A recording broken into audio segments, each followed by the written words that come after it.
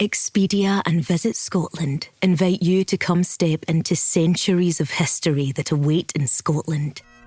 Castles steeped in legend walk along cobblestone streets. Come share the warmth of stories passed down through generations. This is a place with a past that is fully present today and all yours to explore. Plan your Scottish escape today at expedia.com/Visit Scotland.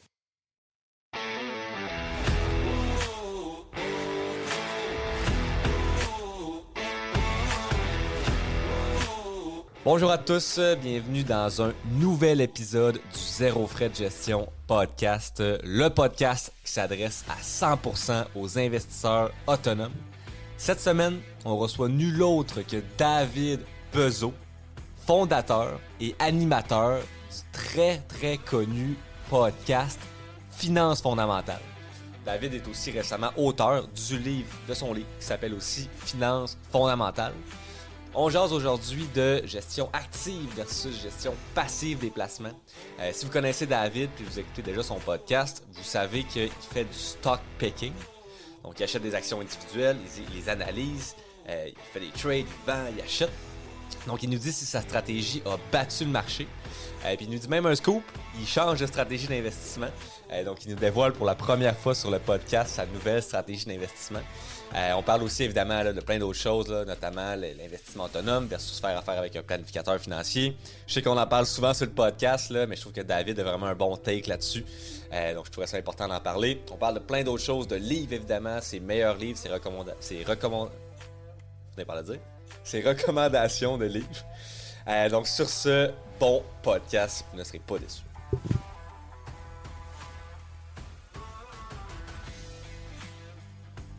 David Bezeau. Salut Xavier. Salut David, animateur et auteur maintenant du podcast Finances fondamentales. Selon moi, le deuxième meilleur podcast de finances après-demi. OK, c'est pour ça que tu disais deuxième, je comprends. Mais non, sans faire, c'est un des podcasts que je continue d'écouter depuis longtemps. Ceux qui nous écoutent en ce moment te connaissent peut-être. Je veux qu'on démarre le podcast avec un peu l'histoire de comment tu as eu l'idée de partir le podcast puis comment tu t'es rendu à avoir là, des dizaines de milliers d'écoutes là, à chaque mois? Ouais, ben merci de me recevoir, Xavier. D'abord, je t'ai dit que j'hésitais beaucoup à venir te voir, pas parce que je passe pas du bon temps avec toi. On s'est déjà jasé, on a déjà dîné ensemble voilà une couple d'années. C'est parce que j'aime moins les podcasts vidéo. Tu le sais que mon podcast a été anonyme pendant longtemps parce que je voulais rester dans l'ombre, juste faire d'éducation financière. Donc, mais je suis curieux, pourquoi tu voulais rester dans l'ombre au départ? Pas quelqu'un qui aime l'attention, premièrement. Donc, mon objectif, c'est vraiment éducation financière. C'est pas d'apparaître sur les réseaux sociaux. Donc, j'ai déjà fait 2 autres podcasts vidéo avant de te rencontrer aujourd'hui. Puis, j'ai aimé l'expérience, mais j'aime pas après me voir sur les réseaux sociaux. Je suis pas un gars de réseaux sociaux à base. Hein. Ceux qui écoutent mon podcast le voient. Là, je partage la même image depuis 3 ans. Là, c'est pas ma force. Là. Fait que je suis pas quelqu'un qui utilise les réseaux sociaux. Si j'avais pas mon podcast, j'aurais juste Messenger. J'aurais pas Facebook, pas TikTok, pas Instagram, rien. Ouais. Donc, d'apparaître sur ces réseaux-là après, on dirait que ça me met juste inconfortable un petit peu, mais il n'y a pas de stress, je suis content, c'était toi, fait que j'ai dit bon, on va en faire un dernier vidéo, puis après ça va être réglé. Merci d'être là, puis je suis curieux parce que dans le fond, toi, t'es prof à l'Université de Sherbrooke, pas en finance, t'es en éducation physique, c'est ça? C'est reçu comment que tu fasses un podcast de finance? Y a-t-il des jugements des fois ou tout est correct? On reviendra à ta question initiale après, donc je réponds à celle-là. En fait, pendant 2 ans et demi, quand personne ne le savait, il y avait 1 ou 2 personnes, tu sais, 1 ou 2 étudiants de temps en temps qui venaient me voir et disaient « Hey, je t'ai entendu. » Tu sais, comment je chuchotais à la fin du cours. « Hey, c'est toi, là? » Fait que c'était notamment un des étudiants que j'avais son podcast. Bref, fait que c'était vraiment... Ça arrivait très peu. Là, depuis que le livre est sorti, qu'on va parler tantôt, ben là, il a fallu que je mette ma face sur le livre avec mon nom. Fait que là, de plus en plus, là, à la faculté, mais même à l'université, ça arrive beaucoup plus souvent, mais c'est toujours très positif. Les gens viennent un peu comme gênés au début, cognent à ma porte de bureau. « Hey, salut, je t'écoute ton podcast, as-tu 5 minutes? » Fait que là, souvent, c'est des étudiants, ils rentrent, on jase un peu de finance, puis un peu. Ils disent 5 minutes, mais ça prend une demi-heure parce que là, on est des passionnés. Là. Fait que non, c'est pas possible, des collègues de travail, mais honnêtement, un coup que les gens me l'ont dit une fois, ils gossent pas avec ça après, là, sont surpris. J'ai des collègues profs là, qui l'ont appris d'étudiants qui accompagnaient en stage. Hey, ils parlaient de finances dans le char. Hey, ben, tu devrais demander à David, il y a un podcast. David a un podcast. Là, mes collègues venaient me voir. Tu fais ça, toi? T'sais, on a déjà des horaires chargés comme prof. Là. Fait que non, c'est ça. Tout est positif là, de ce côté-là. Tu sais, je voulais rester anonyme parce que j'étais inconfortable, mais depuis que je suis plus anonyme, il n'y a rien de négatif. Là. C'est juste du positif. Fait qu'il n'y a pas d'enjeu avec ça nécessairement.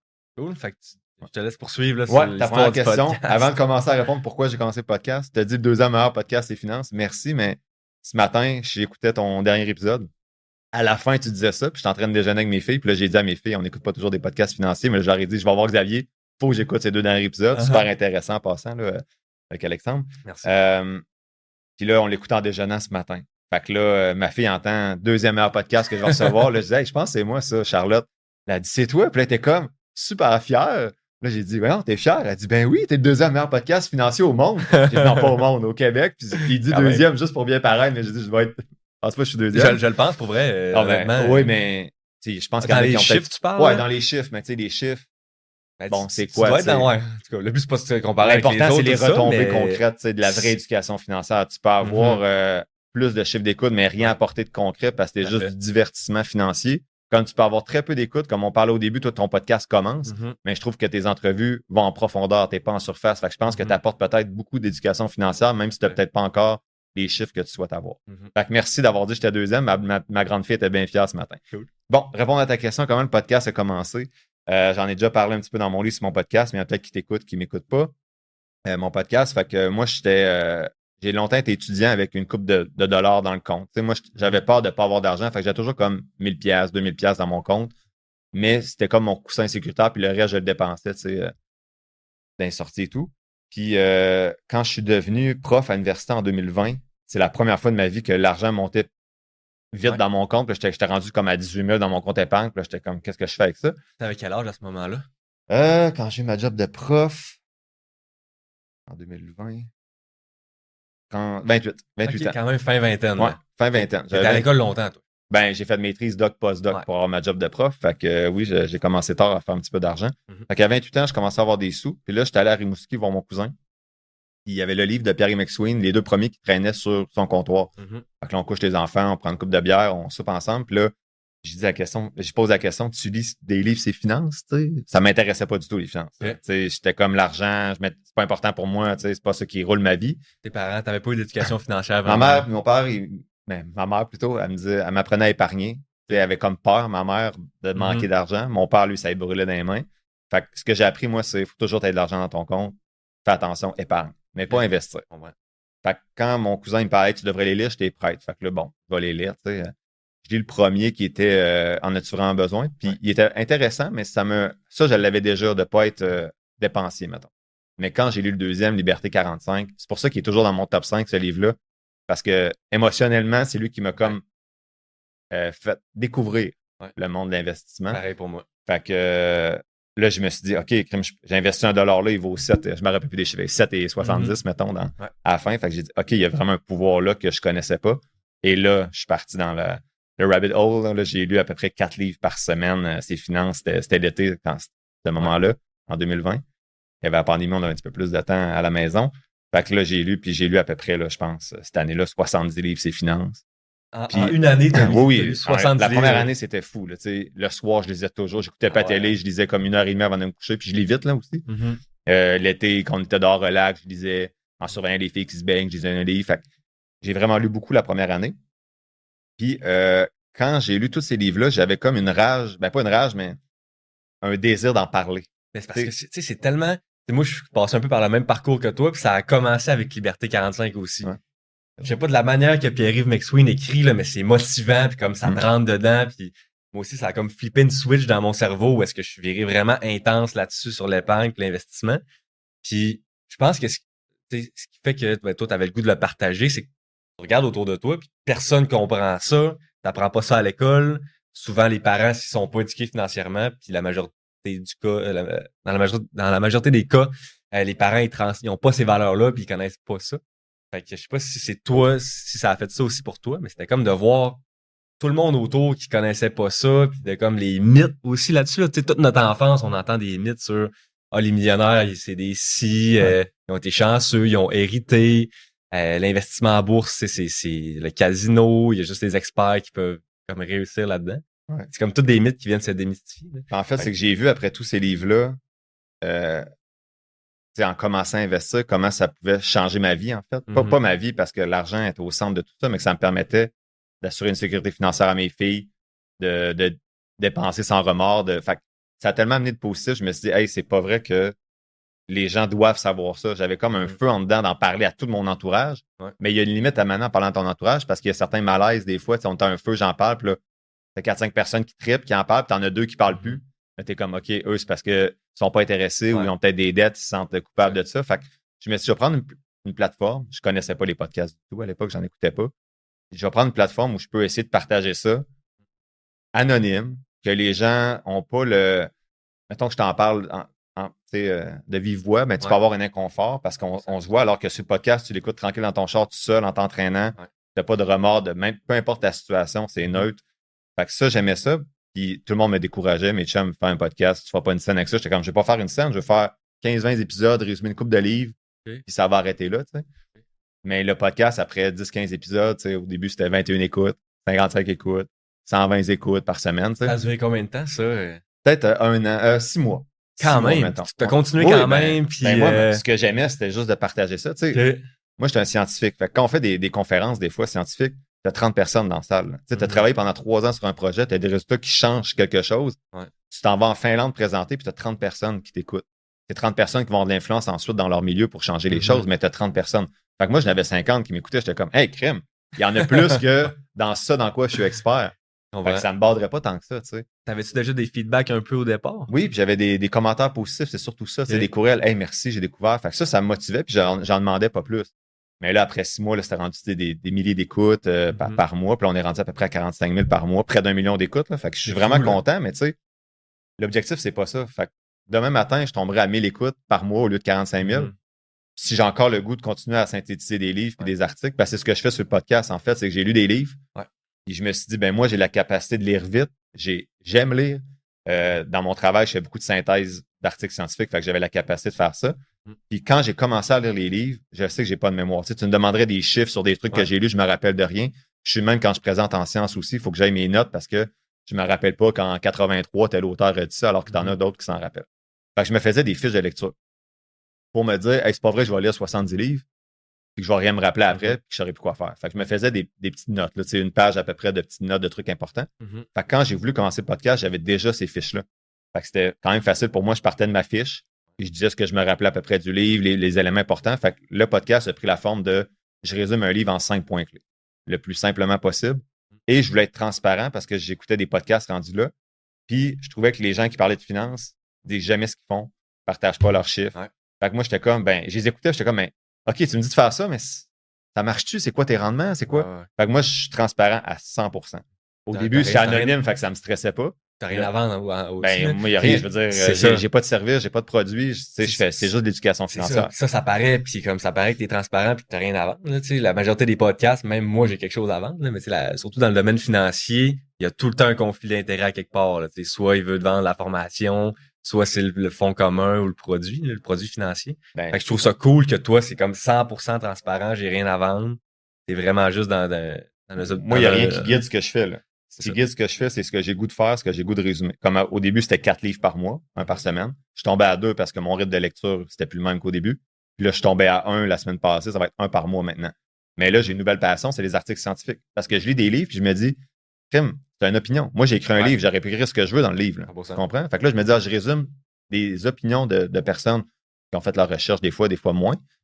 Mais je me dis, j'aimerais savoir la réponse. Ouais. Fait que là, à partir de cette semaine, il va y avoir des épisodes, ça va être, j'ai lu 7 articles scientifiques sur on devrait-tu aller dans le ciel ou le réel selon tel salaire, mettons. Okay. Fait que là, j'aurai avec des réponses comme scientifiques, pas d'opinion, pour trancher, exemple, investissement autonome, investissement, investissement passif, indiciel ou investissement actif. Le prochain je fais, c'est le décaissement à retraite. C'est mieux d'être 60-40 ou d'avoir des sauts de décaissement. Fait que bref, je change un petit peu mon fusil d'épaule. Fait que oui, j'ai rien à vendre. Fait que je vais vraiment dans l'éducation financière. 1 livre par semaine. Puis, fait que c'est ça, j'ai commencé le podcast tranquillement comme ça. Puis là, ça c'est devenu un petit peu plus populaire. Fait que au début, ça me motivait beaucoup de croître ces écoutes-là. Ouais. Je te dirais, depuis 2-3 mois, je suis comme, là, maintenant, c'est vraiment juste éduquer les gens financièrement. Puis quand je vais être tanné de faire ça, le podcast va finir, puis les gens auront 200-300 épisodes à écouter pour continuer cette éducation financière-là qui va demeurer par la suite, même si j'arrête de faire des nouveaux épisodes. Mais ce que je ressens avec les livres, c'est que j'ai fait, à un moment donné, le tour, il est fait. Ça revient à, paye-toi en premier, automatise ça, investis de manière indicielle, puis sois patient. À un moment donné, on réinvente pas la roue. Fait que c'est sûr qu'à un moment donné, je répète ces éléments-là souvent dans les épisodes. C'est pour ça que là, je vais un petit peu ailleurs avec les articles scientifiques. Mais à un moment donné, je vais peut-être me dire, hey, là, j'apporte plus rien, j'apporte plus d'eau au moulin. J'ai rien à vendre anyway, mais je vais prendre ce temps-là puis je vais le mettre ailleurs dans ma vie. T'sais. Je trouve que ton podcast, c'est quand même une belle histoire, une belle leçon, une belle histoire de réussite. Il y a un peu comme en investissement de faut que tu commences. Tu continues à le faire de façon comme constante, régulière, même si tu vois pas les résultats. L'investissement, c'est comme ton podcast. Là. Tu commences avec 100$ par mois, à un moment donné, t'as 1000$. Puis là, avec les rendements sur 1000$, c'est pas beaucoup. Là, même si tu fais 10%, tu fais 100$. Là, tu continues 2000, puis là, tu peux augmenter tranquillement pas vite ton taux d'épargne. Puis là, tu mets 200$ par mois. Puis la force de l'investissement, c'est des bonnes habitudes constantes pendant longtemps. Puis j'ai l'impression qu'en podcast et en entrepreneuriat, c'est un peu ça aussi. Tu commences, c'est petit, mais faut pas se décourager, tu continues. Puis l'intérêt composé, c'est pas. Tu as déjà résumé des livres aussi, je pense. Il y a un livre qui s'appelle The Compound Effect. C'est un peu ça que ça dit, c'est que l'intérêt composé, on le connaît en finance, mais je trouve que ça s'applique un peu dans toutes les sphères de la vie. La santé, je sais que toi, t'es un sportif aussi. L'entrepreneuriat, les podcasts, l'investissement. Ouais, puis ça revient dans l'épisode 35, je pense, je suis sûr, mais Atomic Habits, si tu l'as lu, ce livre-là, je pense. C'est en fait, concentre-toi sur le processus, pas sur le produit. Le processus, c'est de dire, j'aime lire des livres, je fais les épisodes, puis mon objectif, c'est un épisode par semaine, peu importe le nombre d'écoutes.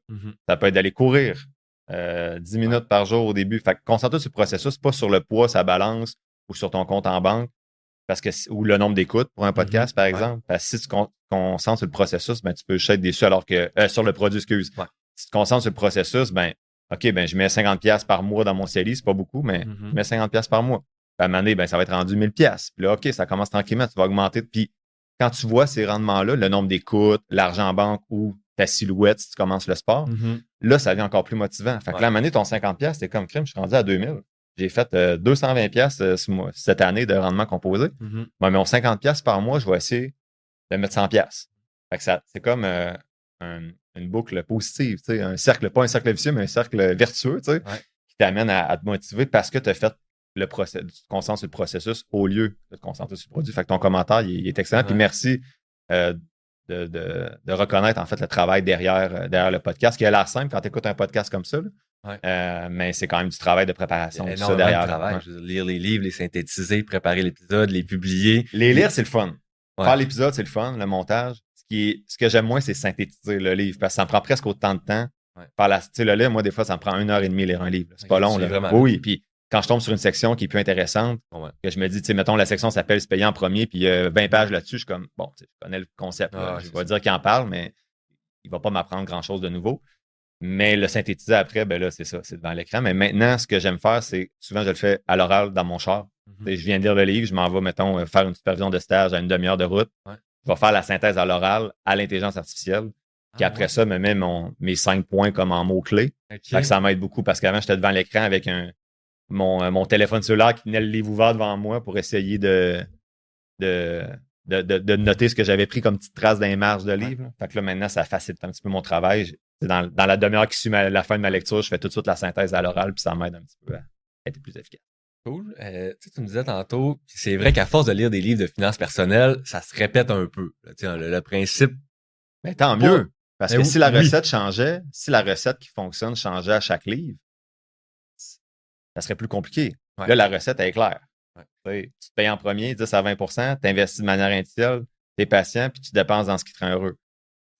C'est ça, là. On pourrait parler 2 heures de finances, on pourrait lire 300 livres, ça va revenir à ça. Fait que tant mieux, la recette est simple. Fait que oui, c'est répétitif, mais en même temps, c'est important de se répéter ces choses-là. C'est vrai, ça. Je pense que je le disais dans un des derniers épisodes. Oui, c'est ça. Le temps de qualité avec ta famille, mettons. De te concentrer que passer du temps de qualité en famille, d'être reconnaissant que ta vie, elle va bien, que, mettons, j'ai bien fait pour le podcast, que mes filles sont en santé. D'être reconnaissant, je le lis dans beaucoup de livres. C'est les gens qui sont riches, pas juste financièrement, prennent le temps d'être reconnaissants.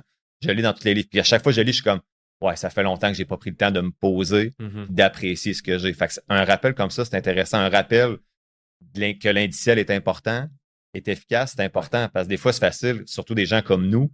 En tout cas, moi, qui est sur plein de groupes de finances, qui écoute plein de podcasts financiers, c'est sûr qu'ici et là, j'entends toujours des idées. Puis là, je me dis, oh, ça a l'air intéressant parce que je suis un gars curieux qui n'aime pas être immobile, tu sais. Ouais. Le truc, c'est être immobile en finance là, quand tu es indiciel. Fait que c'est toujours important, ces petits rappels-là. Puis là, on va en parler plus tard. J'ai vu tes petites notes, mais le 3e livre de Nicole Bérubé m'a rappelé encore une fois que l'indiciel est plus avantageux que l'actif. Donc, j'ai fait des petits changements dans ma stratégie qu'on va pouvoir parler tantôt. Tout à fait. Puis je suis curieux, dans tes auditeurs, est-ce qu'il y a beaucoup de nouveaux auditeurs qui arrivent là, après le 150e, 175e épisode, ou tu remarques que c'est beaucoup les mêmes depuis le début? C'est dur à savoir. Je peux pas dire. J'ai le nombre d'écoutes, puis honnêtement, depuis une couple de mois, je regarde plus vraiment mes stats parce que je veux me concentrer sur le processus, pas sur le produit qui sont les écoutes. Tu me disais qu'il y avait encore de la croissance. Oui, il y a de la croissance encore. Ça veut dire qu'il y a des nouveaux auditeurs quand même qui rentrent. Oui, ou les mêmes qui écoutent plus souvent, qui réécoutent des épisodes. C'est pour ça que je peux pas te dire, oui, j'ai 5000 nouveaux auditeurs à chaque mois. Tu sais. J'ai 5000 nouvelles écoutes peut-être par mois, mais tu vas le voir, là, ça stagne pendant une couple de mois. Puis si tu te concentres sur le produit, ben, tu vas faire qu'est-ce qui va pas, qu'est-ce qui marche pas. Ouais. Ben, des fois, ça peut ne pas marcher, mais des fois, c'est juste que ça stagne puis ça remonte. C'est cyclique, là. Faut pas stresser avec les résultats. C'est sûr que dans ton cas, c'est ton entreprise. Là. Fait que c'est sûr que tu veux peut-être que ça grossisse plus vite que moi, que ça tombe à 1000 écoutes, comme j'ai dit tantôt, ça change absolument rien dans ma vie. Tu sais, moi, mon salaire, il vient de ma job de prof. Le podcast, la seule façon que je fais un salaire avec ça, c'est les abonnés, des fois une coupe de publicité. Ouais. Mais les abonnés, ils s'abonnent s'ils veulent avoir un épisode supplémentaire. Tu sais, je leur vends pas de formation, quoi que ce soit. Là. Puis, pourquoi je te posais la question puis là, je comprends que t'as pas la réponse, là, de s'il y a des nouveaux auditeurs. C'est que, je pense que c'est dans le dernier livre de Nicolas Bérubé qui disait que c'était juste 15% des investissements qui étaient en FNB. Puis je vois souvent des stats comme quoi, tu sais, si on regarde la population générale, il y a pas tant de monde qui prennent leurs finances en main puis qui investissent, admettons, de façon autonome. Fait que c'est pour ça que je te pose la question. Tu vois-tu que dans ton entourage, probablement que oui, là, mais tu penses que ça va vers la bonne direction? Il y a de plus en plus de gens qui sont éduqués financièrement. Il y a de plus en plus de gens qui investissent de façon autonome. Ou ça stagne, c'est juste parce que nous, on est comme dans notre bulle où est-ce que là, on voit plein de monde qui investissent de façon autonome. Est-ce capable de voir un peu une tendance? C'est dur de répondre à ça. Tu sais, c'est sûr que les messages que je reçois, c'est des gens qui veulent investir de manière autonome. Donc, mais tu sais, c'est biaisé parce que je parle d'un podcast financier. Donc, les gens qui m'écrivent ont un intérêt pour la finance. Autour de moi, les amis, la famille, c'est sûr que ils m'en parlent. Fait que moi, je pollue tout le monde autour, pollue positivement tout le monde autour de moi, c'est sûr, là, tu sais, des collègues de travail, des étudiants qui me posent des questions. Fait qu'eux commencent à investir de manière autonome. Mais si le chiffre est 15%, ben, ça veut dire qu'il n'y en a pas tant que ça, finalement. On est comme dans une chambre d'écho, là, tu sais, de gens qui investissent de manière individuelle, autonome. Fait que j'ai de la misère à répondre à ta question si ça augmente ou pas. J'ai pas cette donnée-là. Là. Ça te surprend-tu que ça soit encore juste 15% des investissements qui soient en FNB passif indiciel? Ben, là, faut nuancer, là. Tu sais, il y a passif indiciel puis il y a investissement autonome. Ouais. Tu peux investir de manière indicielle avec un professionnel. Fait que, est-ce que je suis surpris? Oui, avec toute l'information qui est disponible, mais moi, ma philosophie a beaucoup cheminé, tu sais, depuis le début du podcast. Si tu écoutais mes premiers épisodes, j'étais très cinglant envers l'industrie financière, comme tu es encore. T'as encore de l'énergie de la jeunesse que je n'ai plus. Mais, tu sais, j'étais comme, tout le monde est capable d'investissement autonome. Lis 3-4 livres, écoute mon podcast, t'es parti, tu sais, c'est pas compliqué. Mais ton invité l'a dit la dernière fois, c'est simple, c'est pas facile. Puis je suis 100% d'accord avec lui. Plus que je rencontre des gens, plus je me dis, elle est capable d'investir de manière autonome, il n'y a aucun problème. Elle, pas capable. Tu sais, quand tu rencontres la personne, tu es comme, OK, je vais dans l'exécuter, c'est beau, puis elle t'écrit 3-4 courriels, hey, le marché a baissé, Trump annonce ça, qu'est-ce que tu ferais? Je suis comme, écris-moi plus pour ça. Là.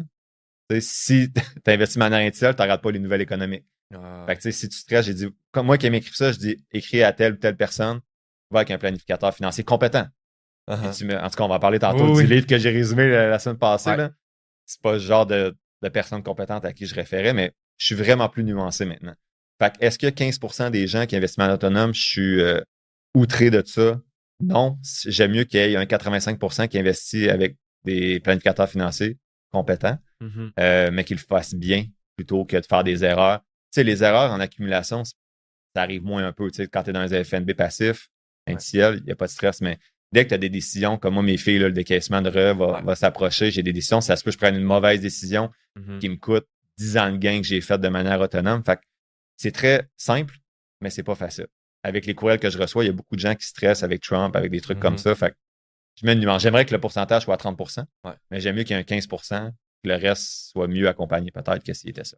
On va en reparler plus tard dans le podcast là, de justement un peu le débat là, investissement autonome, planificateur financier. Mais je pense que le 15%, c'était vraiment de tous les investissements là, investis, autonomes, mais aussi, je veux dire, ceux qui ont un planificateur, puis en général. Indiciel, OK. Ouais, c'est ça. OK, ben ça, je compte peut-être ça, que si quelqu'un a lu le livre récemment, peut-être que je me trompe, là, mais je suis pas mal certain que ce qu'il disait, c'est que total, tous les actifs investis, que tu sois à la banque, que tu aies un planificateur, que tu sois autonome, c'est seulement indiciel. 15% en indiciel. Ça me surprend. Ça, je trouvais ça surprenant, c'est que l'industrie est encore forte, puis le marketing est encore fort. Là. Ben ça, j'aimerais ça que ça monte. Puis tu sais, on a notre rôle, là, les podcasts financiers, mais faut être prudent, tu sais, parce que la bonne éducation financière, tu sais, parler d'indiciel, c'est pas ça qui fait augmenter le nombre d'écoutes. Là. Puis moi, je m'en fous parce que je regarde pas le nombre d'écoutes, mais tu sais, je le vois. Là. Si je parle d'une action quelconque, ben là, les écoutes montent. Puis si je parle. Oui, c'est clair. Hein? Tu sais, t'as plein de podcasts qui sont ou de posts sur les réseaux sociaux qui sont bien plus sur le contenant que le contenu. Ouais. Tu sais, des fois, il y a des podcasts que j'écoutais depuis des mois, je nomme personne, mais tu sais, je suis comme, c'est le fun, tu sais, ça divertit. Puis la manette t'es comme, j'ai rien appris depuis 6 mois, là. Tu sais, il parle d'action, tu sais, fait que t'es comme, bon, ben, c'est divertissant. Ouais. Fait que ça amène plein de codes d'écoute.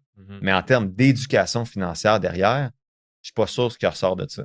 Fait que, c'est ça. Faut nuancer, mais j'aimerais que le 15% monte à 60, mettons. Mais faut qu'il demeure une certaine, faut qu'il y ait une partie active pour que les gens, tu sais, que l'indiciel puisse faire son travail. Donc, je sais pas à quel pourcentage ça peut casser ça. Si tout le monde est indiciel, je pense pas que ça fonctionne non plus.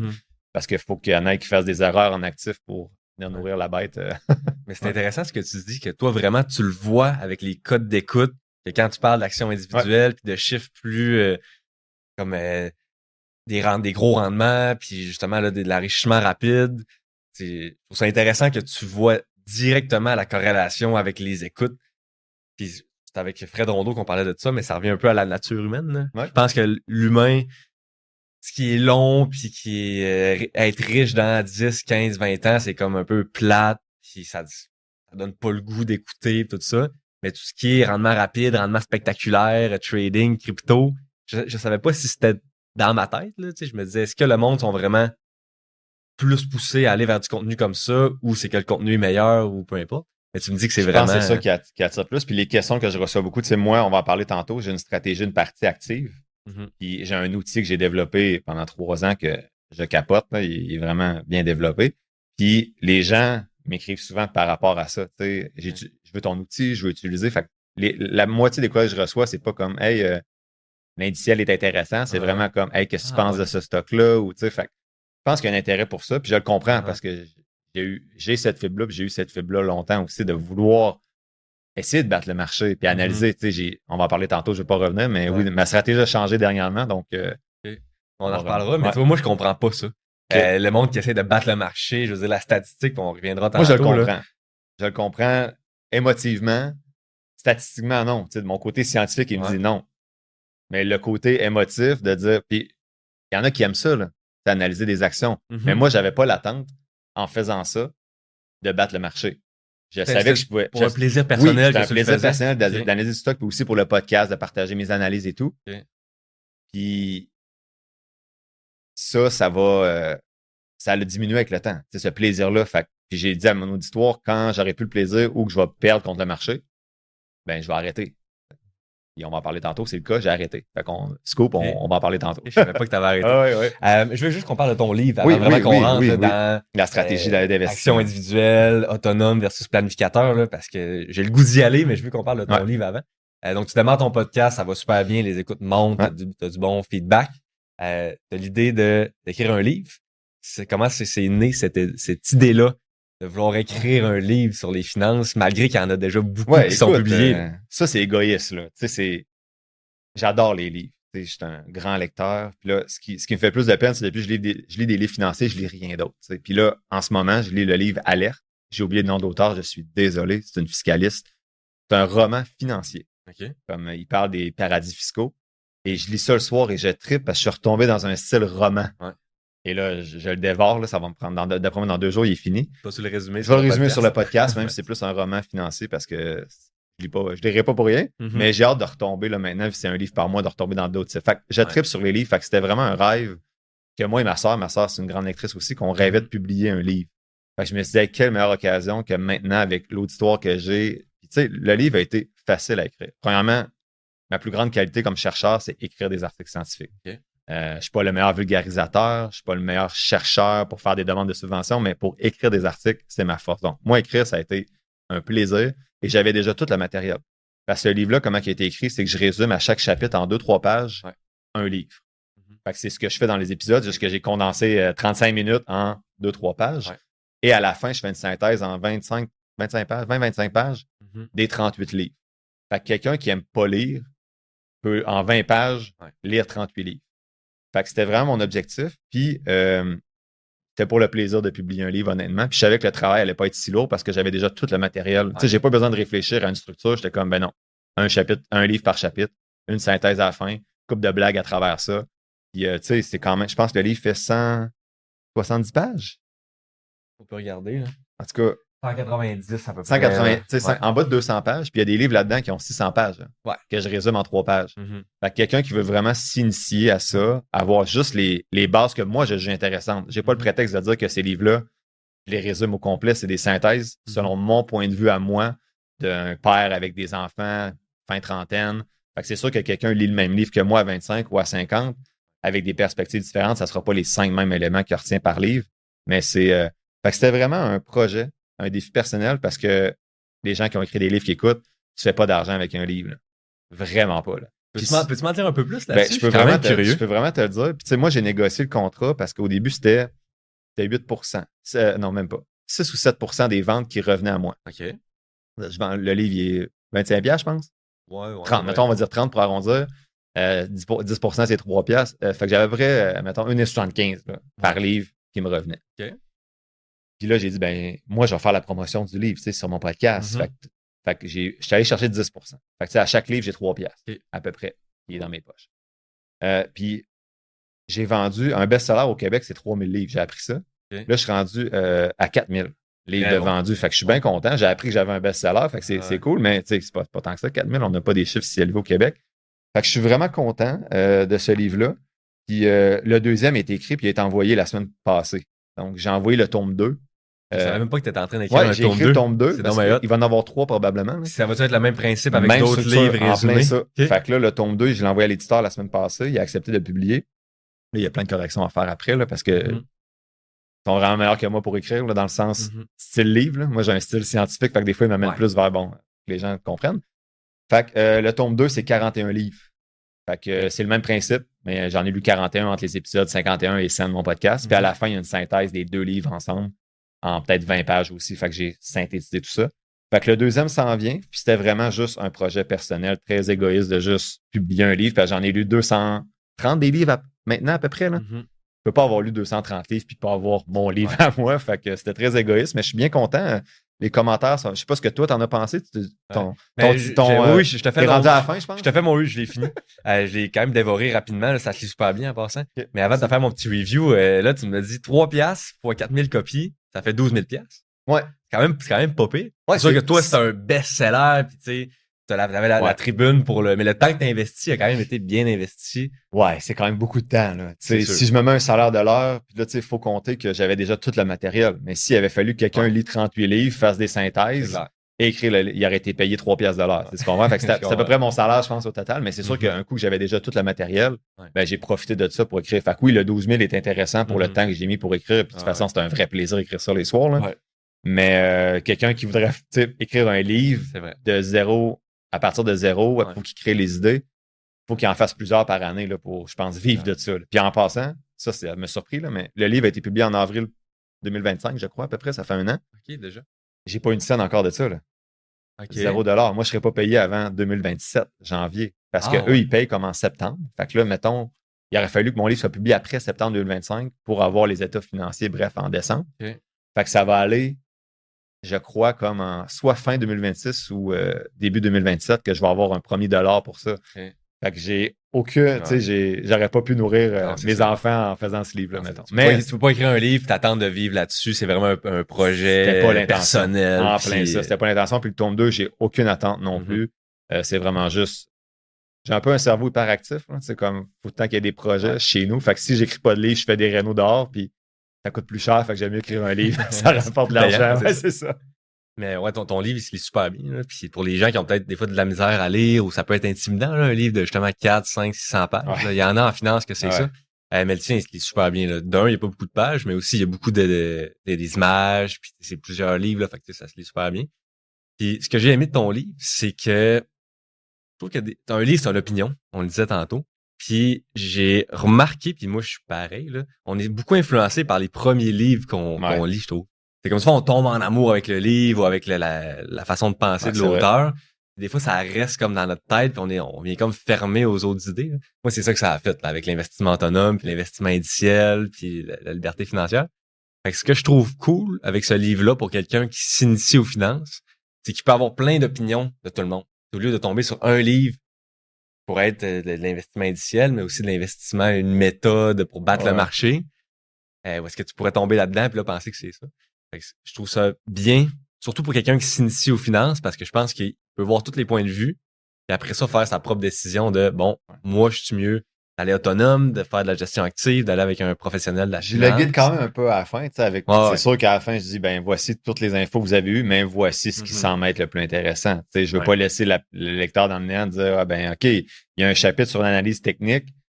Oui, ça existe, mais à la fin je me positionne en disant ben tu sais, voici le chemin qui semble être le plus efficace selon les données qu'on a sous la main. Tout à fait. Je veux qu'on transitionne là sur, je veux qu'on parle de gestion active, de gestion passive, d'investissement autonome versus planificateur financier. On a effleuré les sujets un peu. Ma question que j'ai pour toi, là tu sembles avoir un scoop pour moi aujourd'hui. Je sais que ça fait longtemps que tu investis dans des actions individuelles. La majorité de ton portefeuille est dans des FNB indiciels. Tu as une portion avec des actions individuelles, avec ton outil de recherche, ton analyse fondamentale. Malgré tous les livres que tu as lus puis les conclusions que tu fais dans ton livre, t'es comme investis toute la recherche. Faites pas ce que je fais, faites ce que je dis. Mais tu sais, avec tous les livres que tu dis, le message, grosso modo, c'est toute la recherche, toutes les statistiques poussent vers l'investissement indiciel passif dans des FNB. Bien diversifié. Bien diversifié, exactement. Puis l'investissement actif, je veux dire, ça prend du temps, c'est vraiment pas garanti, t'as pas mal moins de chances de battre le marché puis de faire des bons rendements. Ma question, c'est pourquoi tu continues ou tu continuais toujours à faire de l'investissement actif avec des actions individuelles quand tu savais que statistiquement, c'était probablement pas la bonne chose pour toi? Ouais, j'ai vu, tu m'as envoyé 3-4 questions hier, puis j'avais vu celle-là, puis j'étais bien content parce que il y a 3 semaines, en tout cas, j'étais allé en congrès à Vancouver fin avril, 3-4 semaines, j'ai changé ma stratégie. Puis je vais te faire la genèse de mon aventure financière. Les premiers livres que j'ai lus, c'est ceux de Pierre McSween, mais je suis rapidement tombé après dans Bernard Mounet, tu sais, des livres plus d'analyse fondamentale, Buffett, Peter Lynch, tout ça.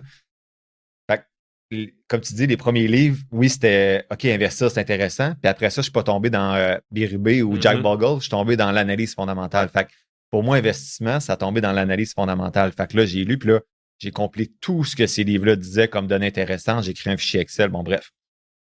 Fait que j'ai commencé avec ce style-là d'analyse. Avant de commencer indiciel, que je connaissais pas, j'ai commencé avec l'analyse fondamentale. J'entendais un peu le mot FNB indiciel dans mes premiers livres, mais pas assez pour que ça devienne la stratégie. Fait que mes premiers investissements, ça a été comme 10-12 compagnies achetées individuellement. Je me rappelle, j'avais HP, une compagnie pharmaceutique, bref. Avec une bonne analyse fondamentale, par contre, avant. Là, après ça, l'épisode 26 ou 27 ou 28 là, dans mon podcast, je suis tombé sur le livre de Nicolas Bérubé, son premier. Non, le deuxième, excuse. Le zéro millionnaire, comment investir. Tu vois, ma mémoire, c'est pour ça que je prends des mots de fiche de lecture. J'ai une mémoire de 10 minutes. Là. Fait que j'ai lu ce livre-là, puis j'ai fait « Wow, OK, j'étais pas dans le bon chemin. » Comme scientifique, j'ai l'avantage de pas justement me camper dans une position. J'ai la facilité de dire ben si cette donnée-là de recherche ou cette donnée-là scientifique montre que cette approche-là est mieux, j'ai aucun. Si demain, c'est plus l'indiciel, c'est une autre, j'ai aucun problème à changer. J'ai pas l'orgueil de dire oh non, j'ai dit à tout le monde que l'indiciel, c'était le mieux. C'est pas ça du tout. Fait que j'ai commencé indiciel à 75% de mon portefeuille, mais j'avais vraiment du plaisir à analyser les compagnies. Fait que j'ai gardé un 30% au début, puis là, c'est devenu 25% parce que j'ai mis un 5% dans un FNB de crypto-monnaie qui suit le Bitcoin. Je n'aimerais pas trop de ticker. Fait que j'ai continué, ça fait 6 ans que j'analyse des compagnies, mais j'avais 25% de mon portefeuille. Ce qui est arrivé, c'est que j'ai toujours dit, si je ne bats pas ma blonde, qui est dans un FNB. Je vais nommer des FNB, mais c'est pas des conseils. Là. XQT, ma blonde est juste dans XQT, mes filles sont dans un produit similaire.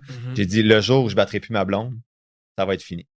Cette année, sur 5 ans, je bats ma blonde de 0,4%. C'est-à-dire avec les probablement proche de 100 heures que j'ai mis d'analyse, je m'amusais, là, c'est correct. C'est comme si j'allais jouer au hockey, mais j'analysais des stocks. Fait que ça me coûtait pas d'argent, mais j'en faisais pas tant que ça non plus. Si je mettais le 0,4% sur le nombre d'heures que j'ai mis, non, c'est sûr que c'est pas payant. Je t'envoie le point de salaire vue minimum, normal. assurément. Je vais passer plus de temps avec des amis ou peu importe. Fait que ça, c'est le premier constat cette année quand j'ai fait mon bilan. À chaque année, je fais mon bilan annuel sur le podcast, je présente mes chiffres de manière super transparente, mes rendements, les chiffres du podcast, les revenus du podcast, et tout est présenté. Fait que cette année, j'ai dit à mes auditeurs, j'ai perdu ma blonde de 0,4%. Avec en 6 ans d'analyse. Sur l'année ou sur 5 total, ans. Les 5 dernières années, j'ai 0,4%. Au début, ça allait super bien, puis les 2-3 dernières années, elle me bat. Fait que ça, c'est le premier constat. Je suis curieux, ta méthode de sélection d'actions individuelles, est-ce que tu en achètes tes gardes au long terme ou tu fais beaucoup de transactions? Souvent, c'était analyse fondamentale, c'est-à-dire je sélectionnais, j'ai gardé, puis l'objectif, c'était de les garder longtemps. Jusqu'à temps que dans mon outil, ça me dise qu'il est surévalué ou qu'il répond plus à mes fondamentaux de base. Fait que quand il débarquait de ma liste de surveillance, j'y laissais comme 6 mois de chance pour qu'il me montre qu'il y a encore quand même, qu'il va dans la bonne direction. Sinon, là, je pouvais le vendre. Ou si le titre surévalué à Mané Meta semblait surévalué, mais il l'était pas finalement, il a continué à monter. Tu vois, bref, c'est ça. Fait que ça, c'est le premier constat. Cette année, je me suis dit en janvier, OK, je bats pas tant ma blonde. Je la bats, mais pas tant. Elle fait rien, là. Elle regarde pas ses affaires, tu sais. Elle vit sa vie. Deuxième chose, je suis allé sur le podcast Investi. Super podcast, les gars sont bien sympathiques. Puis dans ce podcast-là, on a fait un WrestleMania, là, comme on a un combat de stock. Moi, j'étais arrivé près à mes chiffres d'analyse fondamentale. Sur le podcast, les autres avaient plus une approche un peu pas intuitive, là, mais qualitative. Là. Moi, j'ai 70% de mon outil qui est quantitatif des chiffres, 30% qualitatif. Qu'est-ce que tu veux dire par qualitatif? Qualitatif, ça veut dire la qualité de la direction, qu'est-ce que je pense du secteur, vers où je pense les choses vont être. J'ai comme 15 questions pour me dire, mais les questions que je réponds sont claires, mais sont subjectives. Je réponds avec mon opinion, les données que je trouve. Ça serait de dire, mettons, moi, je pense que l'AI va prendre la valeur, tout ça. Donc, c'est un secteur en croissance, ça vaut 3 points sur 3 pour cette question-là. Bon. Fait que je le rends quantitatif, mais mon jugement est qualitatif, donc il est subjectif. Fait que moi, j'arrivais avec mes chiffres, puis eux étaient plus qualitatifs. Puis là, je me suis dit, OK. À la fin, j'ai comparé on débattait, mais j'étais comme, moi, j'ai des chiffres. Là, je veux dire, la rentabilité était à 45%, puis ça l'intéresse pas parce que c'est dans tel secteur. J'étais comme, je suis sorti, comme je t'ai dit, moi, j'ai l'humilité de penser que j'ai pas la meilleure stratégie. Fait que quand je suis sorti du podcast, j'étais dans mon char, je partais de Montréal, j'en venais à Chicago, j'étais comme, OK, pourquoi j'aurais la bonne stratégie? Pourquoi moi, la façon que j'analyse, ça serait mieux que la leur? Parce que j'étais pas d'accord avec la façon qu'ils argumentaient leur stock. Fait que je revenais et je me disais, OK. Fait que là, j'ai questionné des gens autour de moi qui font de la sélection de sites individuels et il n'y a pas une personne qui avait la même stratégie. Il y avait toutes des stratégies différentes pour sélectionner des sites. Toutes des stratégies réfléchies. Fait que là, je me suis dit, OK, moi, je suis dans mon sous-sol. Je passe des heures à faire ça. Je bats à peine ma blonde. Je suis pas capable de justifier que j'ai une meilleure méthode par rapport aux autres. C'est sûr, moi, je suis parti des livres, de tout ce qui s'écrit, mais ça ne veut pas dire que ce qui fonctionnait v'là 20 ans non plus dans les livres, v'là 10 ans, va fonctionner encore dans le futur. Fait que je me suis dit, là, je me suis posé. Je me suis dit, bon, j'ai lu le livre de Nicolas Birubet à ce moment-là aussi. Le troisième? Le troisième qui était sorti. Puis là, ça m'a rappelé les statistiques et tout. Puis j'avais moins de plaisir à analyser les stocks parce que je me disais, OK, pour faire le bout de chemin qui manque, il faudrait que je creuse les états financiers encore plus. Puis là, j'ai dit, ça m'intéresse pas. J'aime les chiffres, mais j'aime pas lire les report earnings puis les trucs de même. Fait que là, j'ai pris la décision à ce moment-là, il y a 3-4 semaines. J'ai dit, ben, ça m'intéresse pas d'analyser. Si je continuais, c'était juste pour le podcast. Puis comme j'ai dit tantôt, je fais rien qui me tente pas pour le podcast. Fait que là, les auditeurs le savent même pas sur mon podcast. Non, ben, je vais le dire à mon prochain bilan. Mais tu peux l'annoncer, c'est pas grave. Mais j'ai changé ma stratégie complètement. Donc, j'avais 25% de stock individuel. J'ai tout vendu. J'avais du US dans mon Disney. J'avais des comptes US. J'ai tout liquidé ce qui était US. Je l'ai ramené en canadien pour simplifier tout ça. Je faisais Norberg & Bit, fait que ça changeait rien, mais je voulais simplifier. Puis je suis rendu avec 5 FNB. Mon FNB de crypto-monnaie. Puis 4 FNB qui reproduisent un FNB tout en un, à peu près. Il y a un nouveau FNB qui est sorti d'Aventis avec CIBC. Les cages. C'est AGE. C'est un nouveau FNB qui est tout en un, comme XEQT, comme VEQT, ZEQT, FEQT, peu importe, toutes les EQT. C'est juste qu'il est fondé sur la stratégie que moi, je mettais en place. Ils appellent ça l'investissement factoriel. Ça veut dire qu'ils considèrent les mêmes critères que moi, j'avais, soit, là, j'essaie de me rappeler par cœur, là, mais la profitabilité. Est-ce que les marges sont bonnes? La rentabilité, tout ça. Le momentum. Est-ce que le titre, en ce moment, fait bien? la valeur, est-ce que le titre semble bien évalué? Mhm. Puis il y en a 2 autres que j'ai oublié, la rentabilité de la compagnie. Fait que bref, ils reprennent les mêmes critères que moi j'avais dans mon outil, mais c'est des gens avec bien plus de données. Puis le frais il est 0,4% de plus que exécuté, mettons. De mémoire. Total, il est à 0,60. Je me trompe peut-être, excuse. Exécuté est à 0,2. Ouais. Il est peut-être soit il est à je me trompe, il n'est pas à 0,24, ça c'est un autre. Je pense qu'il est à 0,42, 0,4 ou 0,42, quelque chose comme ça. 0,20% à peu près. Là, il faudrait que je vérifie, excuse, mais bon. je ne sais plus par cœur. Fait que je me suis dit, je suis prêt à payer le petit frais de gestion de plus pour que ça reflète la stratégie que je mettais en place tout seul. Ouais. Et le factor investing, ça, c'est prouvé scientifiquement. Sur 15 ans, ça bat, exemple, un FNB indiciel normal. Net de frais? C'est un FNB indiciel. C'est juste que, mettons, il va prendre le même indice que exécuté. Ouais.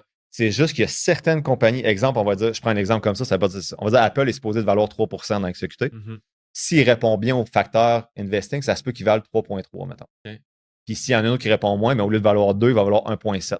Fait qu'il y a comme ils ont une petite marge de manœuvre pour surpondérer certains titres qui répondent bien sur les facteurs et d'autres moins. Okay. Fait que moi, ça a été ma stratégie pour dire je vais au juste milieu, je tombe indiciel à 100%, mais avec un petit tilt vers le factor investing qui est prouvé scientifiquement, qui n'est pas juste une opinion. Le 25% qui était en action individuelle est rendu en investissement factoriel. Ouais. Fait que là, je suis 95% en investissement indiciel factoriel. OK. La majorité de tes investissements... Tout est là-dedans. Fait que dans 4 FNB. Les plus classiques, là, les FNB classiques là, du S&P 500, les tout en c'est là-dedans. C'est en plein ça. Dans le fond, CAGE, CAGE, il suit les mêmes choses que XEQT. Il suit le marché américain, marché canadien, international, émergent. Mm-hmm. C'est juste que moi, j'ai pris les sous-jacents. Là, j'ai pas les noms de code par cœur. Là. CAUS, CAEM, peu importe. Mm-hmm. J'ai fait la même chose que je faisais avant dans mon 75%. J'avais pas exécuté. Moi, j'avais 4 FNB sous-jacents pour refléter des pondérations géographiques qui m'intéressent plus. Ouais. J'ai fait la même chose avec CAGE. J'ai pas CAGE, j'ai les 4 FNB qui le comportent. Et là, j'ai mis les pondérations qui m'intéressent, moi, US, international, émergent. Et ça surpondère un petit peu les small caps aussi. Fait que je suis indiciel à 95% dans mon portefeuille, mais avec une approche plus factorielle qui est dans ces titres-là. Puis j'ai un 5% d'FNB Bitcoin. Et ça, cette stratégie-là, je n'y touche plus jusqu'à la fin. À moins qu'à un moment donné, je lise de quoi qui me disent qu'il y a de quoi qui est vraiment meilleur scientifiquement et non pas juste émotionnellement. C'est quand même intéressant le factoriel parce que même moi, là, je suis pas là-dedans. Moi, je suis vraiment dans les FNB classiques, là, des XEQT, puis je l'ai fait en sous-jacent aussi. Tu comparais les stocks des deux, là, puis c'est les mêmes. Là. Ça doit être similaire. C'est juste que tu as des petites pondérations différentes. Mais tu sais, Apple sera pas. Il va être, tu sais, mettons, Nvidia va être premier ou Apple, je sais même plus qui est premier dans les XEQT. Nvidia va être aussi fort que dans le S&P 500 ou ils vont le sous-pondérer? Aussi fort, c'est juste que, mettons qu'il est supposé de valoir 6%, ça se peut qu'il vale 5,7, mais il vaudra pas 2. Tu comprends? Okay. Ça nuance un petit peu la valeur de tes indices. Ils peuvent pas baisser trop en bas de la capitalisation. En plein ça, Mais je suis curieux, tu l'as-tu l'étude? Parce que j'ai pas lu l'étude sur 15 ans qui bat les indices boursiers. Ouais, je vais la partager sur le podcast. Je vais aller la lire justement. Mais tu as Ben Félix qui fait des vidéos YouTube. Ouais. Il parle beaucoup de factor investing. Puis lui, il parle de l'étude. Okay. Fait que tu peux aller écouter ça. Puis, c'est nouveau, je pense, qu'il parle d'investissement factoriel. Ça fait au moins 3 ans qu'il en parle. Okay. Mais même peut-être plus que ça. Puis lui, son portefeuille qu'il suggère dans ses vidéos est basé sur le factoriel. Donc lui, il promouvoit l'indiciel, mais le factoriel indiciel. Donc, au lieu de dire, prends exécuté, il va dire, prends CAGE, par exemple. Parce que c'est de l'indiciel, mais en plus, pondéré avec des données scientifiques sur 40-50 ans qui montrent que sur 15 ans, ton factoriel, ça se peut que tu ne le battes pas dans 5-10 ans, mais sur 15 ans, tu es toujours gagnant, comme tu es toujours gagnant à la bourse sur 15 ans. C'est rare que tu perds de l'argent. Fait que c'est les... Puis, ils surperforment les indices traditionnels de beaucoup ou une petite affaire? Quand même. Là, j'excuse, j'ai pas les chiffres pour aller voir, mais c'est quand même plus que le frais de gestion. Okay, quand on dit beaucoup, on parle de... J'ai 2% en tête, mais je suis pas certain. Je suis pas certain que c'est ça. Faudrait, là, je veux pas dire n'importe quoi à tes auditeurs, il faudrait vérifier, mais avant d'investir là-dedans, faites vos devoirs, je les ai faits. C'est juste que j'ai pas de mémoire pour me rappeler les chiffres précis. Mais c'est ça. Fait que c'est basé sur des études, c'est indiciel. Fait que moi, c'est ce qui m'a permis de vendre mes stocks pour me dire, OK, au moins, je vais rechercher la partie qui est importante pour moi, fondamentale, mais dans mon indiciel. Fait que maintenant, c'est ça ma stratégie, 95% FNB indiciel. 5% FNB Bitcoin. Okay. Ah, mais je suis curieux parce que dans les livres, ça n'en parle pas tant que ça. Ben Félix, j'écoutais plus ses vidéos avant. Là. C'est peut-être pour ça que je suis pas tombé sur ses dernières vidéos du factoriel. Là. Nicolas Bérubé m'en avait parlé aussi du factoriel. Okay. Mais dans ses livres, lui, il en parle pas. Ou pas beaucoup. Peut-être un peu dans son dernier. Je dis pas qu'en fait, pour moi, la meilleure stratégie demeure au pire, l'indiciel normal, parce qu'il faut que le factoriel soit prêt à vivre avec. Ça se peut que tu regardes ton portefeuille dans 4 ans puis que tu sous-performes un indice comme un FNB comme exécuté. Puis là, si tu comprends pas la logique derrière, qui est basée sur des études, ben, tu vas dire, OK, ben, c'est un mauvais produit. Fait que, tu sais, ma blonde va rester en exécuté, mes filles vont rester dans ce genre de produit-là. Mais moi, je suis prêt, j'ai fait mes devoirs, je suis prêt à vivre avec peut-être une volatilité différente de ce que les indices peuvent offrir. C'est-tu plus volatile que les indices traditionnels? Pas plus, c'est juste que ça se peut. Exemple, si on sous-pondéré du Nvidia, puis, etc., puis c'est eux qui performent bien dans les 3-4 prochaines années, ben ça se peut. Parce que ça se peut que dans leur outil, ça dit ben ils sont survalorisés à cause qu'ils ont des critères. Puis ça se peut que ça continue de bien performer. Fait que ça se peut que sur 6-7 ans, tu me battes avec ton XEQT. Puis là, ben, je vais dire, ben moi, je suis prêt à vivre avec ça parce que les données scientifiques de 80 ans montrent qu'à long terme, c'est gagnant. Comme un fonds commun de placement. Un fonds commun de placement pourrait battre un FNB indiciel sur 5 ans. C'est la même logique que j'ai. Donc, toi, si le fonds commun te bat sur 6 ans, tu vas dire, ben je sais que dans 15-20 ans, mon XEQT va le battre.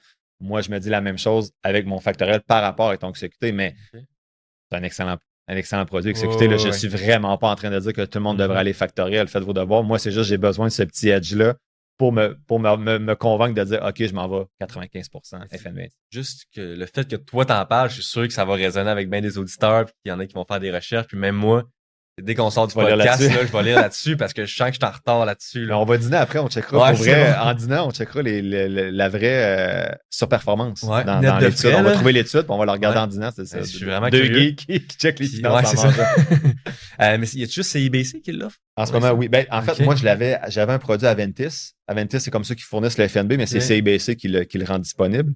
Puis Aventis, moi, j'en avais un US avant. Depuis longtemps, il existe US, ce genre de produit-là, mais c'était pas pour le faire, il fallait comme tu aies 6-7 produits US pour reproduire la stratégie cash. Mais là, maintenant, c'est offert en canadien. Fait que c'est ça un peu la réforme. C'est plus que avant, c'était compliqué.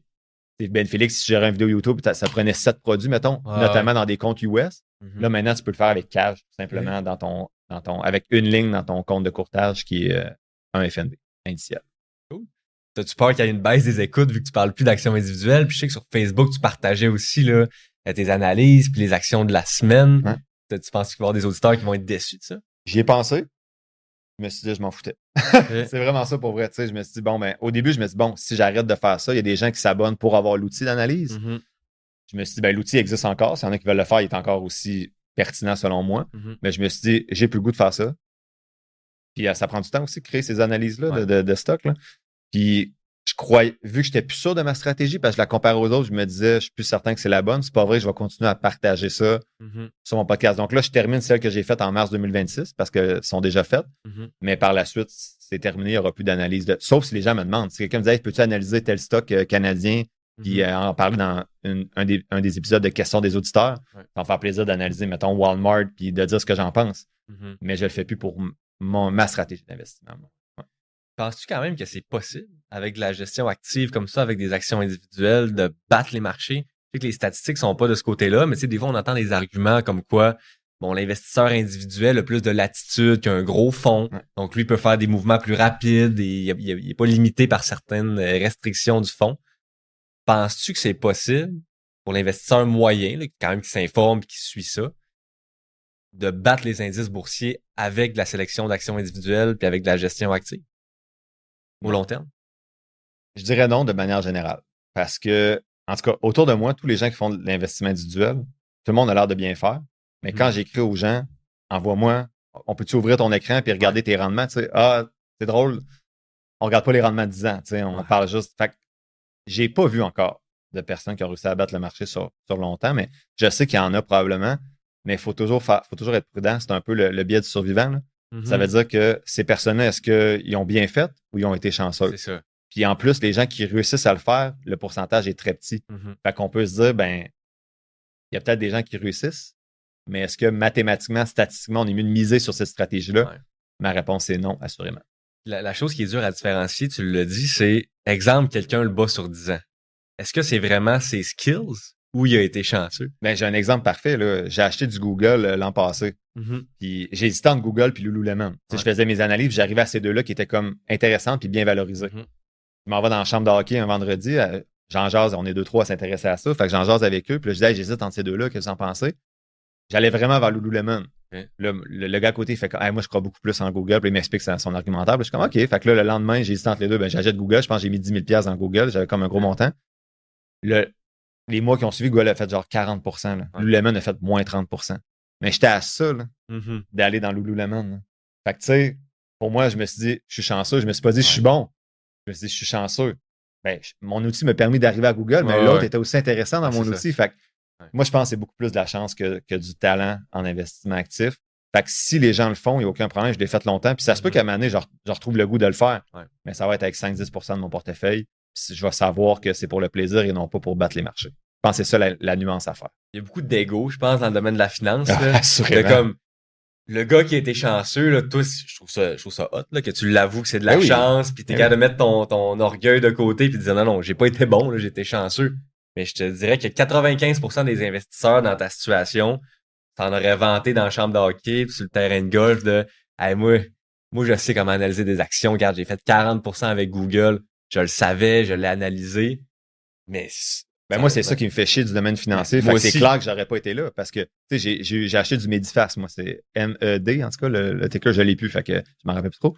Je l'ai acheté pendant 3 ans. Je pense que c'est un des premiers stocks que j'ai acheté quand j'ai parlé à mon cousin, puis j'ai commencé à aller sur l'indice fondamental, puis j'étais comme, hey, les chiffres sont incroyables, j'achetais, ça descendait. Je pense que ce stock-là, il n'a jamais monté d'une cent pendant que je l'ai eu, il a juste descendu pendant 3 ans. J'étais rendu à moins 80%, là, j'ai dit, le Ozempic est sorti, ça c'est une compagnie de produits santé, peu importe, là, d'entraînement. J'ai dit, hey, ça marche plus, je l'ai vendu. Mais tu sais, j'ai fait cette erreur-là, je la partage sur le podcast, là.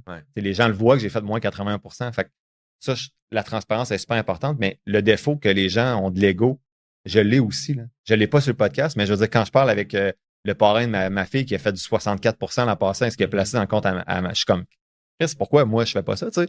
Fait que là, quand je parle avec lui, j'ai goût de partager mon bon coup, tu sais, pas de dire, ah ben moi, j'ai fait 12% cette année comme l'indice, tu sais.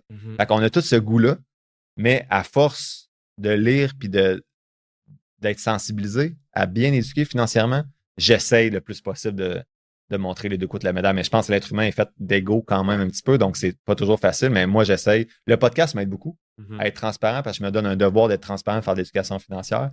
Fait que non, j'aime ça partager ces mauvais coups-là aussi parce que je pense qu'il y a peut-être une couple de personnes qui se sentent moins mal après, qui disent sur les réseaux sociaux, ouais, j'ai acheté tel pétrolière, mais qui ont perdu 40% à côté dans d'autres stocks, qui n'en parlent pas, mais ils vont peut-être se dire, OK, bon, ben, il y en a d'autres qui font ces erreurs-là. Il faut juste, après ça, apprendre, je pense, à accorder un bon pourcentage de son portefeuille en sachant que ce 10%-là, ce 5 ou ce 15%-là, c'est plus risqué que ton indiciel. Il faut que tu le fasses parce que tu as du plaisir, pas parce que tu veux battre le marché.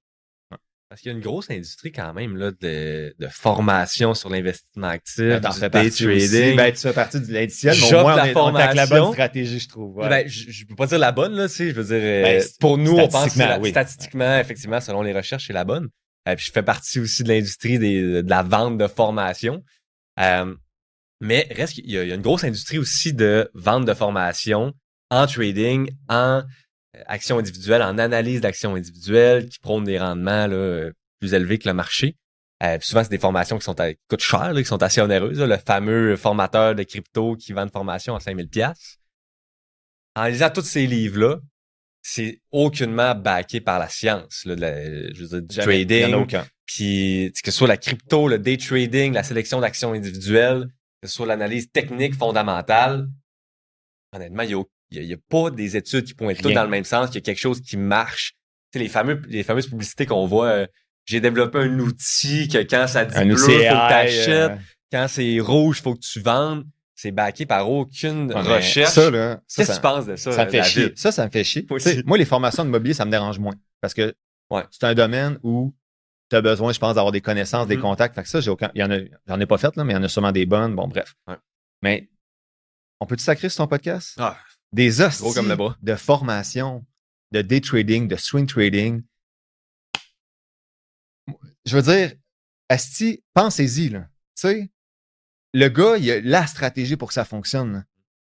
Ben, tabarnak, pourquoi il va vendre des formations au lieu d'emprunter 1 million, esti, puis de l'investir avec sa tu sais, mais il semble que, excusez, là, mais si tu réfléchis à ça, là, si moi, demain, j'ai un outil AI de trading qui permet de tout faire, mais bon, hey, je travaille plus, je fais plus le podcast, ben, je le ferai peut-être parce que j'aime ça, mais en tout cas, ça serait pas le même type de podcast, mais, tu sais, je perdrais pas mon temps à faire des formations. Je prendrais tout l'argent que j'ai autour de moi, j'irais emprunter à la banque, puis je la ferais, la stratégie, là. Fait que je comprends pas les gens qui s'embarquent là-dedans, honnêtement. C'est vraiment l'appât du gain. Mais c'est triste. Mais en même temps, je suis comme, sais, si la personne a la formule magique, pourquoi qu'elle aurait la bonté de partager? Tu sais, le gars a 24 ans, sans crise de toi, là. Il veut juste faire son argent. Fait que ça me met en colère, là. Puis, tu sais, j'en ai rencontré des gens qui m'écoutent, là, qui disent, hey, j'ai fait telle formation de trading, t'en penses quoi? Puis là, j'ai dit juste, c'est de la merde, là. Je suis pas d'accord avec ça, tu peux faire ce que tu veux. Puis elle dit, ben, j'ai commencé à essayer, ça fonctionne bien. Oui, mais ça fait 1 mois que tu le fais, là. Mais ça, sur 10 ans, le stress que ça amène, de toujours avoir à prendre des bonnes décisions, d'acheter. Tu sais, juste moi que le fondamental, là, ça occupait 95% de mon esprit, là. OK, j'ai-tu acheté le bon stock? C'est un bon moment pour vendre? Qu'est-ce qui se passe? Hey, depuis 3 semaines, puis j'aimais ça le faire, là, mais depuis 3 semaines, je suis comme, hey, mon Dieu, le poids qui est débarqué de mes épaules, puis je m'en rendais même pas compte, mais ça fait 3 semaines, j'ai même pas ouvert Yahoo Finance une fois. J'ai pas regardé mon compte de courtage une fois. Là, je vais le regarder tantôt parce qu'il faut que j'investisse cet après-midi parce qu'on est le dernier vendredi du mois. Là, c'est ma stratégie. Puis là, demain, j'ai pas le temps, je pars en chalet avec des amis. Mais bref, ça me met en colère.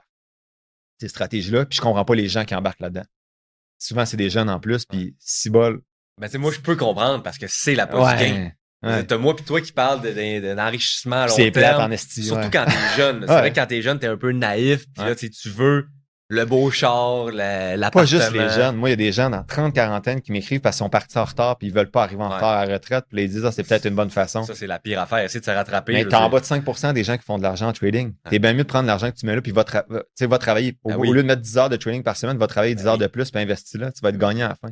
Mais honnêtement, une stratégie comme ça de day trading puis d'investissement actif, je vois aucun avantage. Ton exemple, il est bon. Tu as mis beaucoup de temps là-dessus, tu as fait un fichier d'analyse qui est bien travaillé. La majorité des gens feront même pas ça.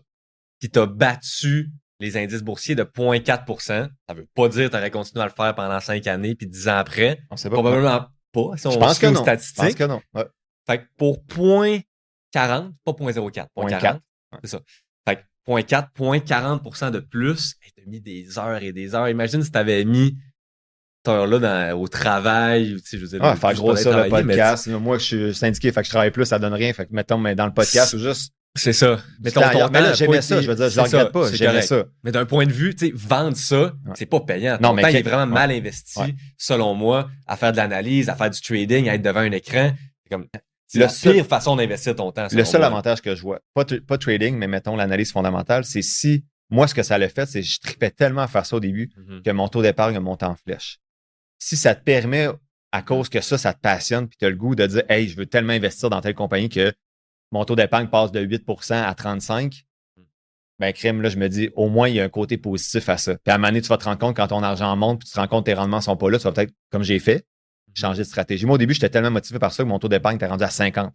C'est pas facile, là. Je pense que t'es à ça, mais je veux dire, j'ai d'autres dépenses. Là, j'ai pas d'enfant. Fait que tu sais, ça m'a aidé, moi, à épargner plus. Puis là, tu vois, je me rends compte très récemment, malgré tous mes livres bleus, que bon, mais là, je suis pas intéressé par ça. Fait que je change, mais ça m'a permis d'épargner beaucoup. Fait que s'il y en a que c'est ça que ça motive, ça permet d'épargner pour l'analyse fondamentale, je vois au moins un petit gain. Ouais.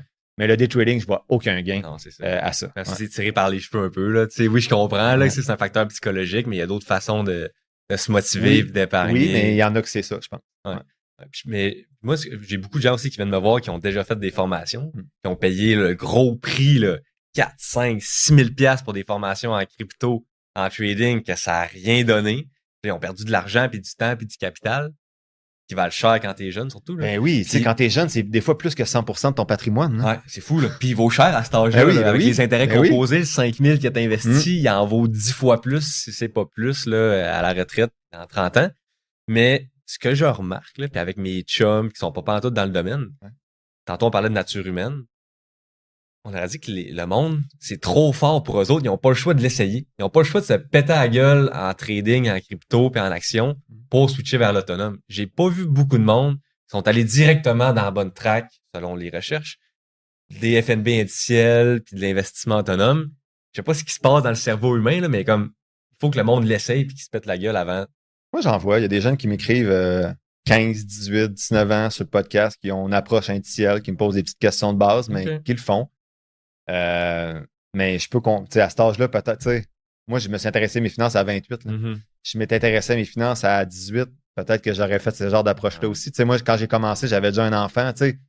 J'étais dans une situation que je voulais plus de la sécurité que des gros gains. Tu sais, je savais que j'avais le salaire pour avoir une bonne retraite, un fonds de pension. Fait que je peux peut-être les comprendre. Tu sais, j'ai plus l'état d'esprit pour les comprendre, mais peut-être qu'à 18, je veux dire, j'aurais été casse-cou puis j'aurais testé ces choses-là aussi. Je veux qu'on passe à un autre débat. Ouais. Un autre débat très, très chaud. Ouais. Des finances puis de l'investissement. On a effleuré un peu le sujet tantôt. Investissement autonome versus faire affaire avec un professionnel. Encore là, dans ce débat-là, l'ego rentre en ligne de compte. Il y en a qui sont... Moi, je suis beaucoup dans le camp de l'investissement autonome. T'as les planificateurs, les conseillers qui tirent leur couverte de leur bord aussi. T'es quand même nuancé dans ton podcast puis dans ton livre. La question que j'ai pour toi, c'est un proche vient de voir, un ami ou de la famille qui ne connaît rien aux finances. Qu'est-ce que tu lui conseilles? Tu lui conseilles-tu d'aller de magasiner un bon planificateur financier qui va charger des frais de gestion ou tu lui recommandes d'aller s'éduquer avant et ensuite d'investir de façon autonome dans des FNB indiciels? Pas évident. Il y a plein de variables là-dedans. Ça dépend, tu sais, de la personne. Es-tu impulsive? Mais tu sais, on va dire que la personne est capable de gérer ses émotions et tout. Je pense qu'au début, je dirais de s'éduquer financièrement puis d'investir en autonome dans un FNB. Parce que t'as pas assez d'argent au début. Tu sais, ce que je trouve dommage, c'est avoir un bon service pour un certain montant. Tu sais, le bon planif financier à l'heure va pouvoir te charger, mais ça va tellement te coûter cher par rapport. Tu sais, mettons, on va dire que ça coûte 1000$ là, pour te faire un plan d'investissement. Ouais. Ben, crime, ce 1000$-là, c'est 100% de ce que tu as à investir en ce moment. Fait que ça vaut pas la peine. Fait que je pense qu'au début, quand tu n'as pas beaucoup d'argent, tu es mieux de la faire fructifier de la façon la plus optimale possible. Ouais, dans ton compte de courtage. Il arrive un moment, je pense, quand soit tu as des enfants, tu te pars une entreprise, ou tu te rends compte que c'est pas pour toi. Je pense que là, un planif financier, c'est important. Ça, c'est là que mon aiguille s'est déplacée un peu vers le milieu là, avec les années. Si quelqu'un arrive avec un bon patrimoine, exemple, hey, j'ai 100 000$ avec un conseiller à la banque là, ou un héritage, puis là, je veux l'investir. Là, ma réponse est plus nuancée. Quelqu'un qui commence, je l'envoie vers l'investissement autonome. Puis quand ta situation devient complexe, là, tu n'es plus confortable, va avoir un bon planif. Un bon planif, quelqu'un qui utilise des FNB indiciels, quelqu'un qui peut te charger à l'heure. Pas obligé, ça peut être aussi selon la gestion, mais qui utilise des FNB indiciels. T'en connais-tu beaucoup qui font ça? Ben, j'en connais une. Là, j'en connais un nouveau avec lui qui est venu te voir la semaine passée, Alexandre. Je pense que Fred Rondeau, il en fait aussi, ça se peut-tu? Oui, il fait de la consultation vraiment à l'heure, lui. Bon, c'est ça. Il vend aucun produit financier. OK, bon, ben j'en connais. Tu sais, moi, il y a Christine Pelletier sur mon podcast qui fait ça. Elle vient d'être planif financière, puis elle a des FNB, puis elle charge à l'heure. Fait que c'est très rare, mais ça existe. Fait que quand tu commences investissement autonome, éducation financière, quand tu as un certain montant, je serais beaucoup plus prudent. Il faudrait que je parle à la personne avant de l'envoyer son 100 000$, exemple, dans de l'investissement individuel. J'aimerais mieux qu'elle soit accompagnée. Si une personne n'a pas accès à un planificateur financier à l'heure FNB indiciel, parce que là, on a nommé 3 au Québec, là. Ouais. Puis on est dans le domaine, là. Ouais, c'est vrai, il y en a vraiment pas beaucoup qui font ça, là, Ouais. parce que c'est moins payant, selon moi. Fait que quelqu'un qui aurait pas accès à un planificateur financier à l'heure dans les FNB indiciels, qui soit va à la banque ou qui paye des frais de gestion avec des fonds communs de placement de 2 à 3%, même scénario. Une personne reçoit 100 000$ d'héritage, elle a le choix d'aller vers un conseiller / planificateur à 2 à 3% de frais de gestion ou de s'éduquer puis aller de façon autonome. Tu recommandes quoi? Écoute, on va peut-être s'assiner, mais je l'envoie vers un planif financier quand même. T'es sérieux? Ouais, parce que si la personne m'arrive pas, parce que tu dis qu'il faut qu'elle s'éduque financièrement, mais son 100 000, il est là. Ouais. Fait que moi, je dirais, va vers le planif. Okay. Il va t'aider, il va te faire ton plein et tout. Puis après une couple de mois, une couple d'années, si tu te rends compte que là, tu t'es éduqué et que tu es prêt à faire travailler ton argent tout seul, ben là, tu peux commencer à investir de côté tout seul de manière hybride. Puis là, quand tu te rends compte, OK, ben, parce qu'au début, il y a du brouillard, là. Ouais, là, on connaît ça, mais au début, moi, quand je connaissais pas les actions, c'était un gros brouillard. Acheter une action, je pensais que c'était compliqué. Fait qu'il faut pas. Là, on est comme rendu éduqué financièrement. Fait qu'on oublie des fois comment on a commencé à faire du vélo. Je suis d'accord. Fait que je l'enverrai là, puis je dirais, prends ton temps pour t'éduquer comme il faut, de pas être stressé avec ce que tu vas faire avec cet argent-là au début. Et si après 1 an ou 2, tu es éduqué, tu as écouté des podcasts, tu as lu des livres, puis là, tu es confortable, ben commence à transférer une partie de ton argent. Puis moi, j'ai fait ça. Là. À un moment donné, j'ai tout transféré, puis tout était parti assez vite parce que j'ai appris à vitesse grand V, mais c'est pas tout le monde qui apprend à vitesse grand V. Fait que ça serait ma réponse. Un planif, mais si finalement, tu n'es jamais intéressé, tu restes avec lui, mais un bon. Là. Même s'il n'utilise pas d'FNB, tu vas avec quelqu'un. T'apporte de la valeur. Ouais, de la vraie valeur. Là. Fait que c'est pas du 2,7% qui t'appelle pas pendant 3 ans. C'est pas ça. Fait que ça serait ma réponse. Nuancée. Ouais. Je suis majoritairement en accord avec ça. Puis juste pour être sûr que tout le monde comprend bien, là, on parle de frais de gestion, 2-3%. Là, Pour les auditeurs peut-être qui sont pas si familiers avec le frais de gestion puis comment ça fonctionne. Là. Ça fait mal en crise. Ben, je veux qu'on parle en dollars. Là, qu'est-ce que ça représente un frais de gestion? Pour mettre du contexte, là, on parle de faire affaire avec un professionnel, investir de façon autonome. Quand on investit de façon autonome dans les FNB indiciels, on paye de 0,10 à 0,20% de frais de gestion par année dans les FNB. Si vous allez vers un professionnel de la finance, ça va vous coûter entre 2 et 3% de frais de gestion. J'en ai pas vraiment vu, à part c'est un gros patrimoine où est-ce que ça peut baisser en bas de 2%. J'ai pas vu grand-chose en bas de 2%. Ouais. Si tu comptes les deux frais, parce que tu as le frais du conseiller plus le frais du fonds. Fait que si on compte vraiment le frais de gestion total qu'une personne paye, c'est entre 2 et 3%. Ce 2 et 3%-là par année que tu payes aux professionnels de la finance, c'est-tu beaucoup? C'est-tu pas beaucoup? Ça représente quoi en termes de dollars sur une vie? Je pensais que tu allais montrer les chiffres précis. Tu penses que je me rappelle de ça par cœur? En gros, là, c'est à peu près. C'est toi l'invité, là. C'est à peu près 44% de ton patrimoine que tu perds. C'est-à-dire, exemple, tu es supposé se finir à 1 million à la fin, mais il va te rester 560 000 à peu près au lieu d'1 million. Si tu as des frais de 2 points, je me rappelle plus quel calcul j'avais fait. Je pense que je l'avais fait à 2. Fait que 2,7 me semble dans ton 2,7 livre. me semble avec le livre. Là. Ouais. Fait que tu perds à peu près 44% de ton patrimoine. Ce qui est dommage, c'est que tu n'as pas fait moins d'efforts, tu n'as pas fait plus d'efforts. C'est ça qui est triste, c'est que tu n'as pas fait moins de sacrifices, là, mais tu perds la moitié de ton patrimoine. Fait que c'est pour ça. Puis mon message, c'est pas que les frais de gestion sont. Oui, mon message, c'est que les frais de gestion sont mauvais.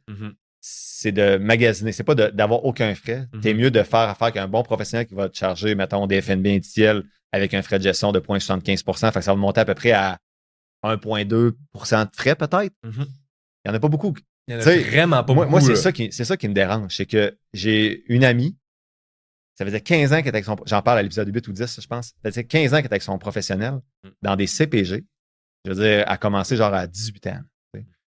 Il l'appelait jamais. Puis là, à Mana me montre ça, je suis comme, ça n'a pas de bon sens, là. T'es rendu comme à 80 000, là, mais ça, quelque part, là. Ouais. Elle appelle son conseiller, il donne des fonds communs. Puis là, je dis, ben, parle-y des FNB, tu sais. Fait que là, il montre les FNB, il dit, ah oui, on est capable d'offrir ça. Mais là, j'avais dit, mettons, VEQT, tu sais. Puis là, il dit, hey, ben, j'ai un fonds commun qui fait mieux que VEQT à te proposer. Puis là, il propose un fonds commun d'énergie renouvelable. J'ai comme, sacrament! C'est ça qui me fait chier, c'est que c'est cherry picking. C'est comme, hey, ton VEQT, il a fait 12%. Garde, j'ai 3 fonds communs qui ont mieux fait. Mais ils ont mieux fait dans les 3 dernières années. Ils n'ont pas mieux fait sur 20 ans. Là, fait que ça me dérange. Fait que un bon professionnel, ça fait le travail avec des frais de gestion raisonnables si tu n'es pas en mesure de le faire de manière autonome. Puis moi, il y a 2 moments clés que je dis que tu as besoin d'accompagnement à l'heure, idéalement. Ouais. Quand tu commences à investir, faire ta stratégie comme il faut, puis après ça, tu pars avec ça pendant 40 ans.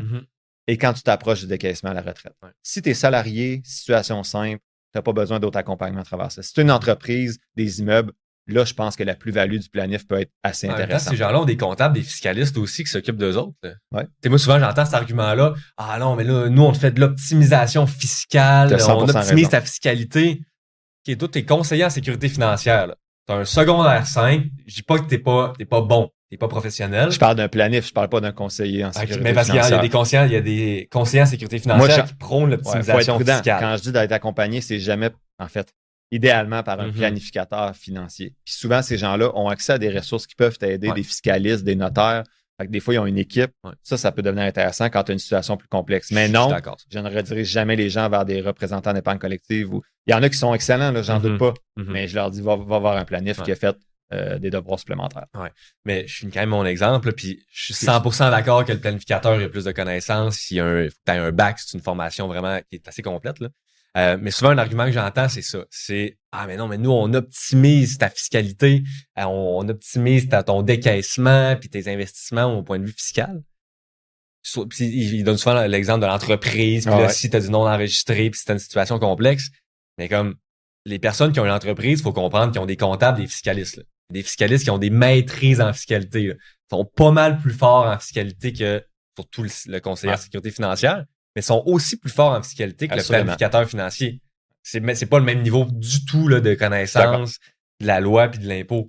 Fait que cet argument-là, il est juste pas valide selon moi. C'est comme, ben non, mais demande à ton fiscaliste puis paye-la à l'heure. Même s'il te coûte 400$ de l'heure, ton fiscaliste, ça va quand même être moins cher que le frais de gestion. Un bon point. Puis l'autre affaire qui me fait chier, c'est, t'en as parlé un peu, mais j'ai l'impression que quand ils se font questionner sur les frais de gestion puis l'investissement indiciel, ils essaient comme de sortir des chiffres puis de profiter du fait que le client est pas éduqué financièrement pour tweaker les chiffres puis les mettre à leur avantage. Tu as donné un bon exemple que je sortais un autre exemple dans une de mes vidéos récemment. Là, tu m'as parlé que le conseiller a montré un fonds d'énergie renouvelable sur 3 ans versus VQT. C'est aucunement comparable. Là. Tu sais, c'est un secteur, puis en plus, c'est au court terme. Juste nuancé, il donnait pas 100% dans le fonds commun d'énergie renouvelable. Il donnait comme 3 fonds communs, tu sais, un canadien, un américain et un énergie renouvelable.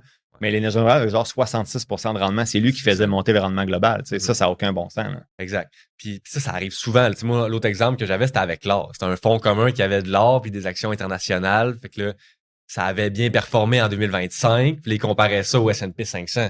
Écoute, est-ce que ça arrive souvent? Niaise. J'ai pas les chiffres pour le dire si ça arrive souvent, mais le fait que ça arrive dans des gens autour de moi, je peux faire l'hypothèse que ça arrive à d'autres personnes aussi autour. Là. Ouais. Ça, c'est terrible, je trouve. C'est ça. Ouais. Puis, moi, je te rejoins à 100% que ça a une valeur. Le conseil a une valeur.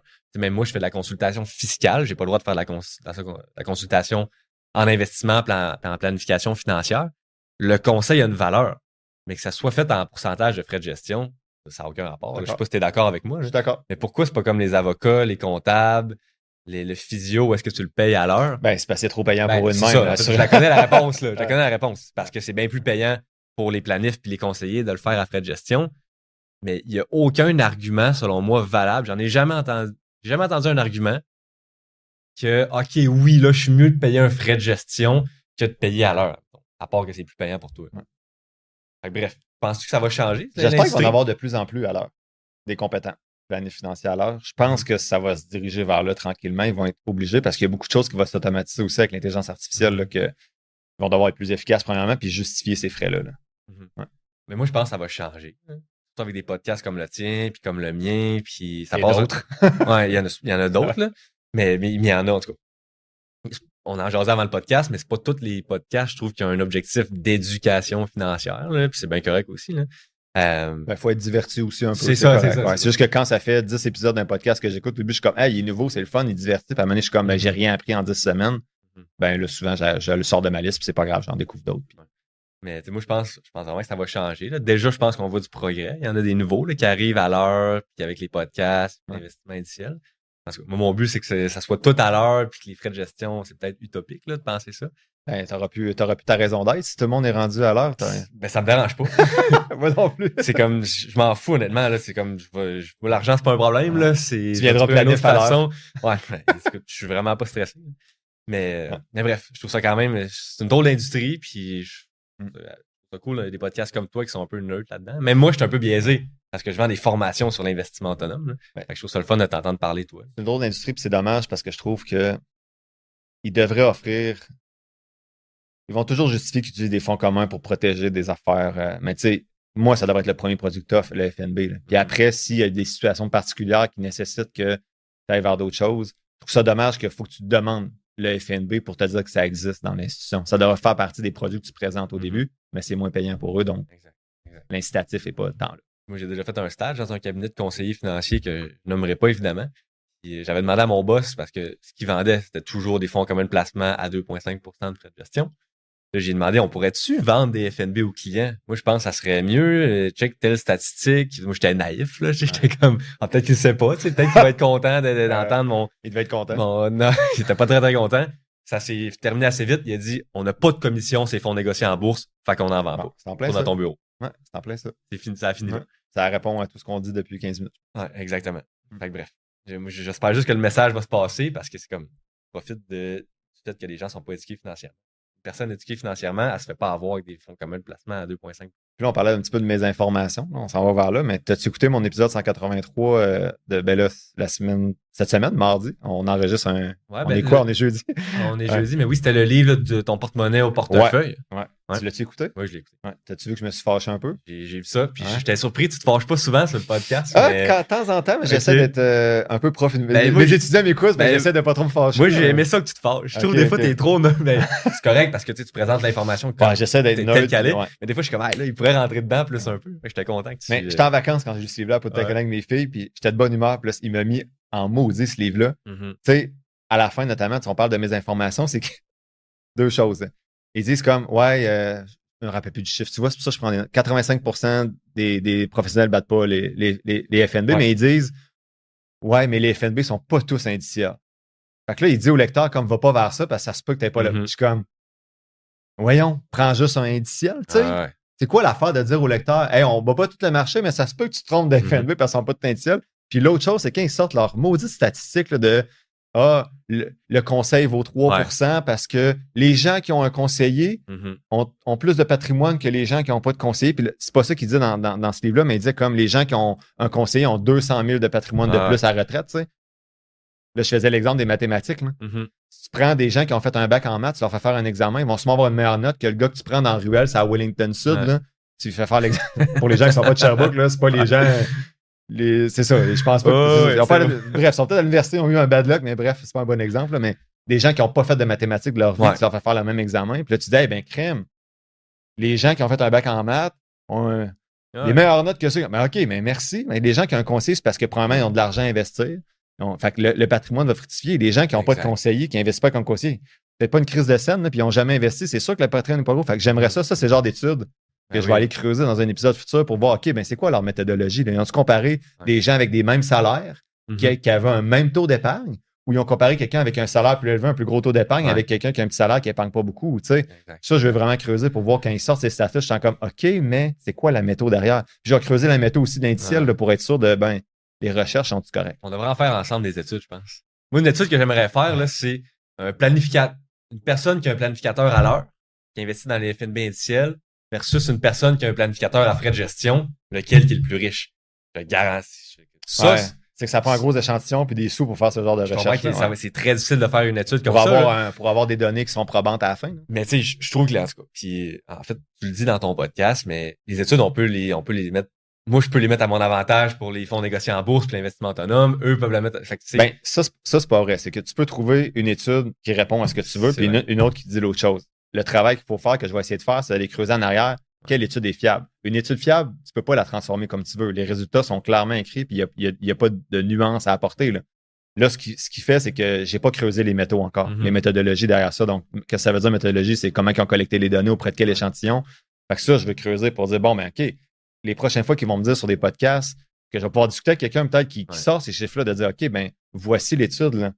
Voici comment ça a été fait. Es-tu d'accord que c'est rigoureux? Si ça l'est, ben, je vais faire ma gueule, je vais dire, OK, en effet, pour certaines personnes, ça a un bienfait. Mais si c'est mal fait, je vais pouvoir dire, enfin, ben, tout ce que vous dites, le 3% de plus, ça n'a pas rapport. Là, je sais que c'est Vanguard, le 3%, fait que je pense que lui, il doit être un peu plus solide, mais parce qu'ils ont aussi de l'indiciel. Fait que je vais aller creuser, puis ça va être dans un épisode futur. Ça va être intéressant, ça. En plus, toi, tu as un background de recherche, puis tu sais comment lire des études. C'est ça, je tripe à regarder des T'es comme un métaux, poisson dans l'eau. J'ai hâte d'entendre ces épisodes-là. J'ai hâte de les voir aussi. Ouais, c'est cool. Je veux qu'on finisse, il nous reste pas beaucoup de temps. Je veux qu'on parle de livres un peu, là, on en a parlé, c'est comme un peu le point central de ton podcast, puis de ton livre aussi. À la fin de ton livre, tu t'énumères tes 5 livres préférés de finance ou connexes, là, de développement dans les personnel. 50 premiers que j'ai lus, dans les 38 premiers que j'ai lus, en effet. C'est-tu encore les 5 premiers ou t'en as d'autres qui ça sont a changé délogés? avec Là, je viens d'écrire le tome 2, fait que j'ai fait un top 10. Okay. Le top 5 a changé. Je me rappelle pas par cœur, mais je sais que Paris, je pars pas, va descendu beaucoup par en bas parce qu'il m'a trop gossé avec ses autres livres. Fait que je l'ai descendu en bas, mais c'est le livre qui m'a motivé à partir le podcast. Fait que tu disais que des fois, les premiers livres qu'on lit ont plus d'influence parce que c'est eux, des fois. Fait que moi, c'est ce livre-là, quand il parlait, c'est très motivationnel, ce livre-là. J'ai comme, hey, j'ai parti le podcast, tu sais, parce que j'étais motivé. Fait que c'est sûr que ça a un impact sur mon aventure financière. Fait que c'est pour ça qu'il est dans le top 10. Mais j'ai mis Carmen Kong, elle a investi dans mon top 5. Je trouve, en fait, je l'ai écrit dans le tome 2. C'est le livre que j'aurais aimé écrire. Tu sais, je trouve qu'elle fait un tour d'horizon simple de tout ce qui est important. Fait que oui, mon top 5 a changé, mais je pense que les 4 autres sont encore là. Ben, ce que je veux qu'on fasse, là, c'est que je vais nommer aux auditeurs le top 5 que tu mets dans ton tome 1. Après ça, je veux que tu me dises, pour un débutant, un newbie en investissement, ça serait quoi les 5 premiers livres que tu conseillerais à cette personne? Là, tu nommes le top 5, là? À toi, là. OK. Donc, toi, ton top 5, numéro 1, c'est Liberté 45. Je le conseille à un débutant. C'est encore ton premier, celui-là? Oui. Mais prononce-toi pas tout de suite. Quand il va le nommer, je veux juste dire aux auditeurs c'est quoi ton top 5 à toi. Excellent. Après ça, je veux que tu me fasses un top 5 que tu suggérerais à quelqu'un qui commence dans le domaine de l'investissement. OK. Fait que ton numéro 1, c'est Liberté 45. C'est-tu encore le numéro 1? Ouais. Numéro 2, De zéro à millionnaire, le deuxième livre de Nicolas Bérubé. Il est encore deuxième? Ouais. Oui, il est deuxième. Numéro 3, je l'ai pas lu celui-là. As-tu réglé ça? C'est encore troisième? Il est 3 ou 4. Ok. J'ai pas de mémoire, là, tu me demandes des choses, c'est pour ça que j'ai tant des notes, mais je pense qu'il est 3 ou 4, mais il est encore là. Numéro 4, Atomic Habits, qui est pas un livre de finances, mais qui peut facilement s'appliquer aux finances. Ouais. Je pense qu'il est descendu parce qu'il est pas directement sur les finances, mais c'est quelque chose qui a tellement changé beaucoup d'habitude dans ma vie autour des finances. Mm-hmm. Fait que, tu sais, depuis avoir mon cellulaire le soir, tu sais, quand je rentre à la maison, j'essaie de laisser mon cellulaire comme à un endroit, puis après ça, on profite de la soirée avec les filles, parce que les courriels pop et tout. Puis là, fait que, bref, il a changé beaucoup de choses. Fait qu'il est encore dans le top 10, mais je pense qu'il est plus top. C'est vraiment bon, Atomic Habits. Numéro 5, tu l'as dit, là, ça a descendu, mais Père riche, Père pauvre. Moi, j'ai trouvé ça très, très bon, Père riche, Père pauvre. C'est ça, ouais, c'est dans mes premiers que j'ai lu aussi, puis j'étais jeune, fait que tu rentres dedans, puis c'est vraiment comme il fait des caricatures avec le père riche puis le père pauvre. C'est ça, j'ai de la misère, moi. Dans la vie, j'ai vraiment de la misère que les gens sans nuance. Ouais. Tu sais, les gens que c'est un côté puis ils veulent rien savoir de l'autre. Lui, dans la manière d'écrire, c'est ça. C'est comme, tu penses de même, t'es un idiot. Tu sais, j'ai vraiment de la misère avec ces postures-là. Moi, je suis un gars plus nuancé qui essaie de voir les différents points de vue. Puis après ça, je suis bien campé dans ma position, puis je l'assume, mais je suis capable de voir les autres. Fait que j'ai vraiment de la misère avec son style, mais en effet, il est motivant quand tu lis la première fois. C'est vraiment motivant. Moi, je pense juste pour l'aspect motivationnel, je pense que ça vaut la peine de le lire. De te réveiller un peu, là. C'est ça. Mais c'est pas scientifique pantoute, là. Je veux dire. Ces autres livres, c'est encore pire, là. Oh oui. C'est vraiment, c'est son opinion qui est bon pour la vente, c'est ça le problème, là. Ben, c'est ça qui est plat, c'est que ce qui se vend bien, c'est pas toujours la meilleure information. C'est ça. Mais, reste que Père riche, Père pauvre, je trouve que c'est quand même un livre qui va pas trop dans les extrêmes. Les principes de base de l'enrichissement sont là-dedans. Puis en plus, c'est motivant. Moi, dans ces 5-là, il y en a 3. En fait, mon top 3, c'est vraiment là. 0 à millionnaire, je pense, serait numéro 1. Okay. Liberté 45 serait numéro 2. Père riche, Père pauvre serait numéro 3 pour moi. Ouais. Atomic Habits, je le mets pas parce que c'est pas un livre de finance, mais c'est super bon. As-tu réglé ça? Je l'ai pas lu. Fait que je te pose la question. Quelqu'un qui vient de voir, qui débute, là, il connaît rien en finance. Ça serait quoi, en ordre, les 5 premiers livres de finances personnelles que tu lui ferais lire? Première position, ça serait Liberté 45 parce que je trouve, là, je les mets pas en ordre plus intéressant, je mets dans l'ordre que tu devrais lire. Ouais. Le premier, ça devrait être Liberté 45 parce que je trouve que c'est lui qui éveille à ce que l'argent peut faire pour toi. D'accord. Deuxième position, ça serait 0 à millionnaire parce que je trouve que là, tu pars tout de suite dans la bonne track avec l'investissement indiciel, avec les FNB. Parce que Liberté 45, il parle pas de comment investir. Non, c'est ça. Fait que là, tu vois qu'est-ce que ça peut faire pour moi l'investissement. Deuxième, c'est quoi la meilleure stratégie pour investir, selon nous. Après ça, j'irais vers Carmen Kong parce que elle investit, parce qu'elle va présenter un peu tout. Puis elle est très concrète dans c'est quoi les FNB, comment tu peux acheter sur un compte de courtage. Fait que j'ai beaucoup aimé son livre. Je l'ai pas lu, moi, elle investit. Tu devrais le lire. Oui, mais le pire, c'est que je le lis à la maison, mais je l'ai pas encore ouvert. Il est acheté, mais il n'est pas encore lu. Qu'est-ce qu'elle apporte de plus, Carmen Kong, que Liberté 45? Elle fait un tour d'horizon complet. Elle parle de budget. Elle fait comme, pour moi, c'est comme t'as tout là-dedans. Tu lis ça, tu as toutes les infos que tu as besoin pour commencer. Fait que je le trouve intéressant. C'est juste qu'il est moins Liberté 45, il te motive plus un peu. Fait que, tu sais, Carmen Kong pourrait être deuxième ou troisième, il n'y a pas de problème dans l'ordre. Quatrième, j'irais avec As-tu réglé ça de Danny Provost. Il est moins connu ce livre-là, mais honnêtement, il est moins le fun à lire parce que c'est pas divertissant. C'est comme un peu un grand glossaire là, avec tu vas tout connaître, le fer, le réal, le CELI, l'ordre de décaissement. Fait qu'il touche comme tout là, ce qui touche l'argent au Québec, le décès, l'héritage. Fait qu'il y a des choses dans As-tu réglé ça qui sont pas abordées dans les 3 livres que tu viens de nommer. Oui, en plein ça. Comme justement le décaissement. Ça, c'est comme si tu veux tout connaître ce qui touche l'argent au Québec, tu as ça là-dedans, puis il y a un ton très humoristique. Fait qu'il est vraiment... Moi, il m'a surpris ce livre-là, fait que je le laisse toujours dans mon top 5 parce que quand tu as lu ça, tu connais presque toutes les bases, mettons, qu'il y a à connaître. Et le dernier, ça sera un nouveau, c'est The Automatic Millionaire. J'ai oublié le nom de l'auteur, désolé. David quelque chose, je pense. Je le connais pas, lui. En tout cas, lui, il parle beaucoup de tout automatiser. Okay. Mettons, ton épargne, tes investissements, l'achat de ta voiture dans 5 ans, la réparation de toi, comme ça, tu n'as plus rien à penser. Comme tout l'argent rentre dans ton compte de banque, à part automatiquement dans tes, mettons, 6 projets investissements, fonds d'urgence, t'attaques. Puis après ça, l'argent qui reste dans ton compte, tu n'as même pas besoin, il te reste 350$, mais c'est ce que tu as dans les 2 prochaines semaines à dépenser, mettons. Fait que ça, j'ai vraiment aimé sa stratégie. J'ai essayé de l'appliquer, mais je suis pas assez rigoureux encore. J'ai une couple d'affaires automatisées, mais mettons, mon char dans 4 ans, il n'est pas automatisé encore. Mais j'aimais bien cette approche-là pour un coup que tu as lu ces 5 livres-là, tu pourrais être sur le cruise control pendant 40 ans avec tout automatisé et puis te casser la tête. Après avoir lu ces 5 livres-là, excuse, des automatiques millionnaires, puisque mon anglais, c'est le millionnaire automatique. Là. Des fois, je parle en anglais, les gens sont comme, j'ai pas compris ce que tu disais. Après avoir lu ces 5 livres-là, as-tu encore besoin d'un conseiller financier? Ben, théoriquement, non. Mais ça se peut que quelqu'un a lu ces 5 livres-là, il investit son 100 000$ de tantôt, le marché baisse de 30%, il panique, il a besoin d'un planificateur financier. Assurément. Donc, théoriquement, non. Parce qu'après ces 5 livres-là, tu as tout ce qu'il faut en main pour être capable d'investir.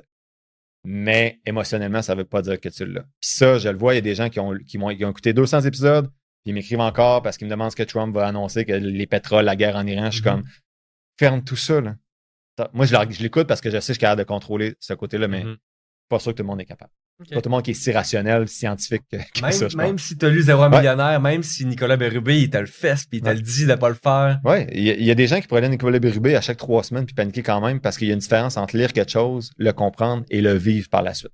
Je pense que c'est la minorité des gens qui sont comme ça, par exemple. Moi, je connais pas tant de monde qui ont lu ces livres-là qui sont pas capables de l'appliquer. T'en as-tu vu beaucoup? Ben, parce que quand on dit ce qu'on a vu et ce qu'on a entendu, c'est un échantillon tellement petit que moi, mon côté scientifique, il me dit pas à cause que 4 personnes m'ont dit ça, c'est comme oui. Fait que je peux pas répondre nécessairement à cette question-là, mais j'en vois est-ce que sur les 40 000 qui m'écoutent, je reçois 6 courriels puis je me dis, il y en a qui sont pas capables. Peut-être que c'est ça aussi. Ouais. Peut-être que les 39 000 sont capables de le faire. Mais je peux pas répondre scientifiquement à ta question, mais je pense que dans les conversations que j'ai, il y a beaucoup de gens que les émotions prennent beaucoup de place quand l'argent entre en compte. Surtout quand tu t'en viens avec des gros montants à la fin, là, des 300-400 000 dans ton compte, c'est plus stressant que quand tu as 54 piastres et que tu ne le mets pas à bonne place. David Bezeau, animateur d'un des plus gros podcasts en finances personnelles au Québec et auteur. Un gros merci d'être venu sur le Zéro Frais de Gestion podcast. C'est une super discussion.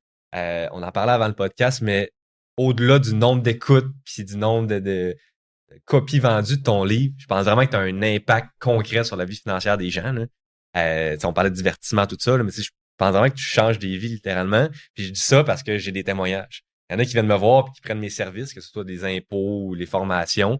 Puis au moins une personne sur 2, surtout pour l'investissement autonome, te connaissent toi, puis tu as été vraiment une partie comme importante de leur éducation financière. Ils ont commencé à épargner plus, puis ils ont commencé à investir de façon autonome. Fait que pour ça, je te félicite. Je trouve qu'il n'y en a pas beaucoup au Québec.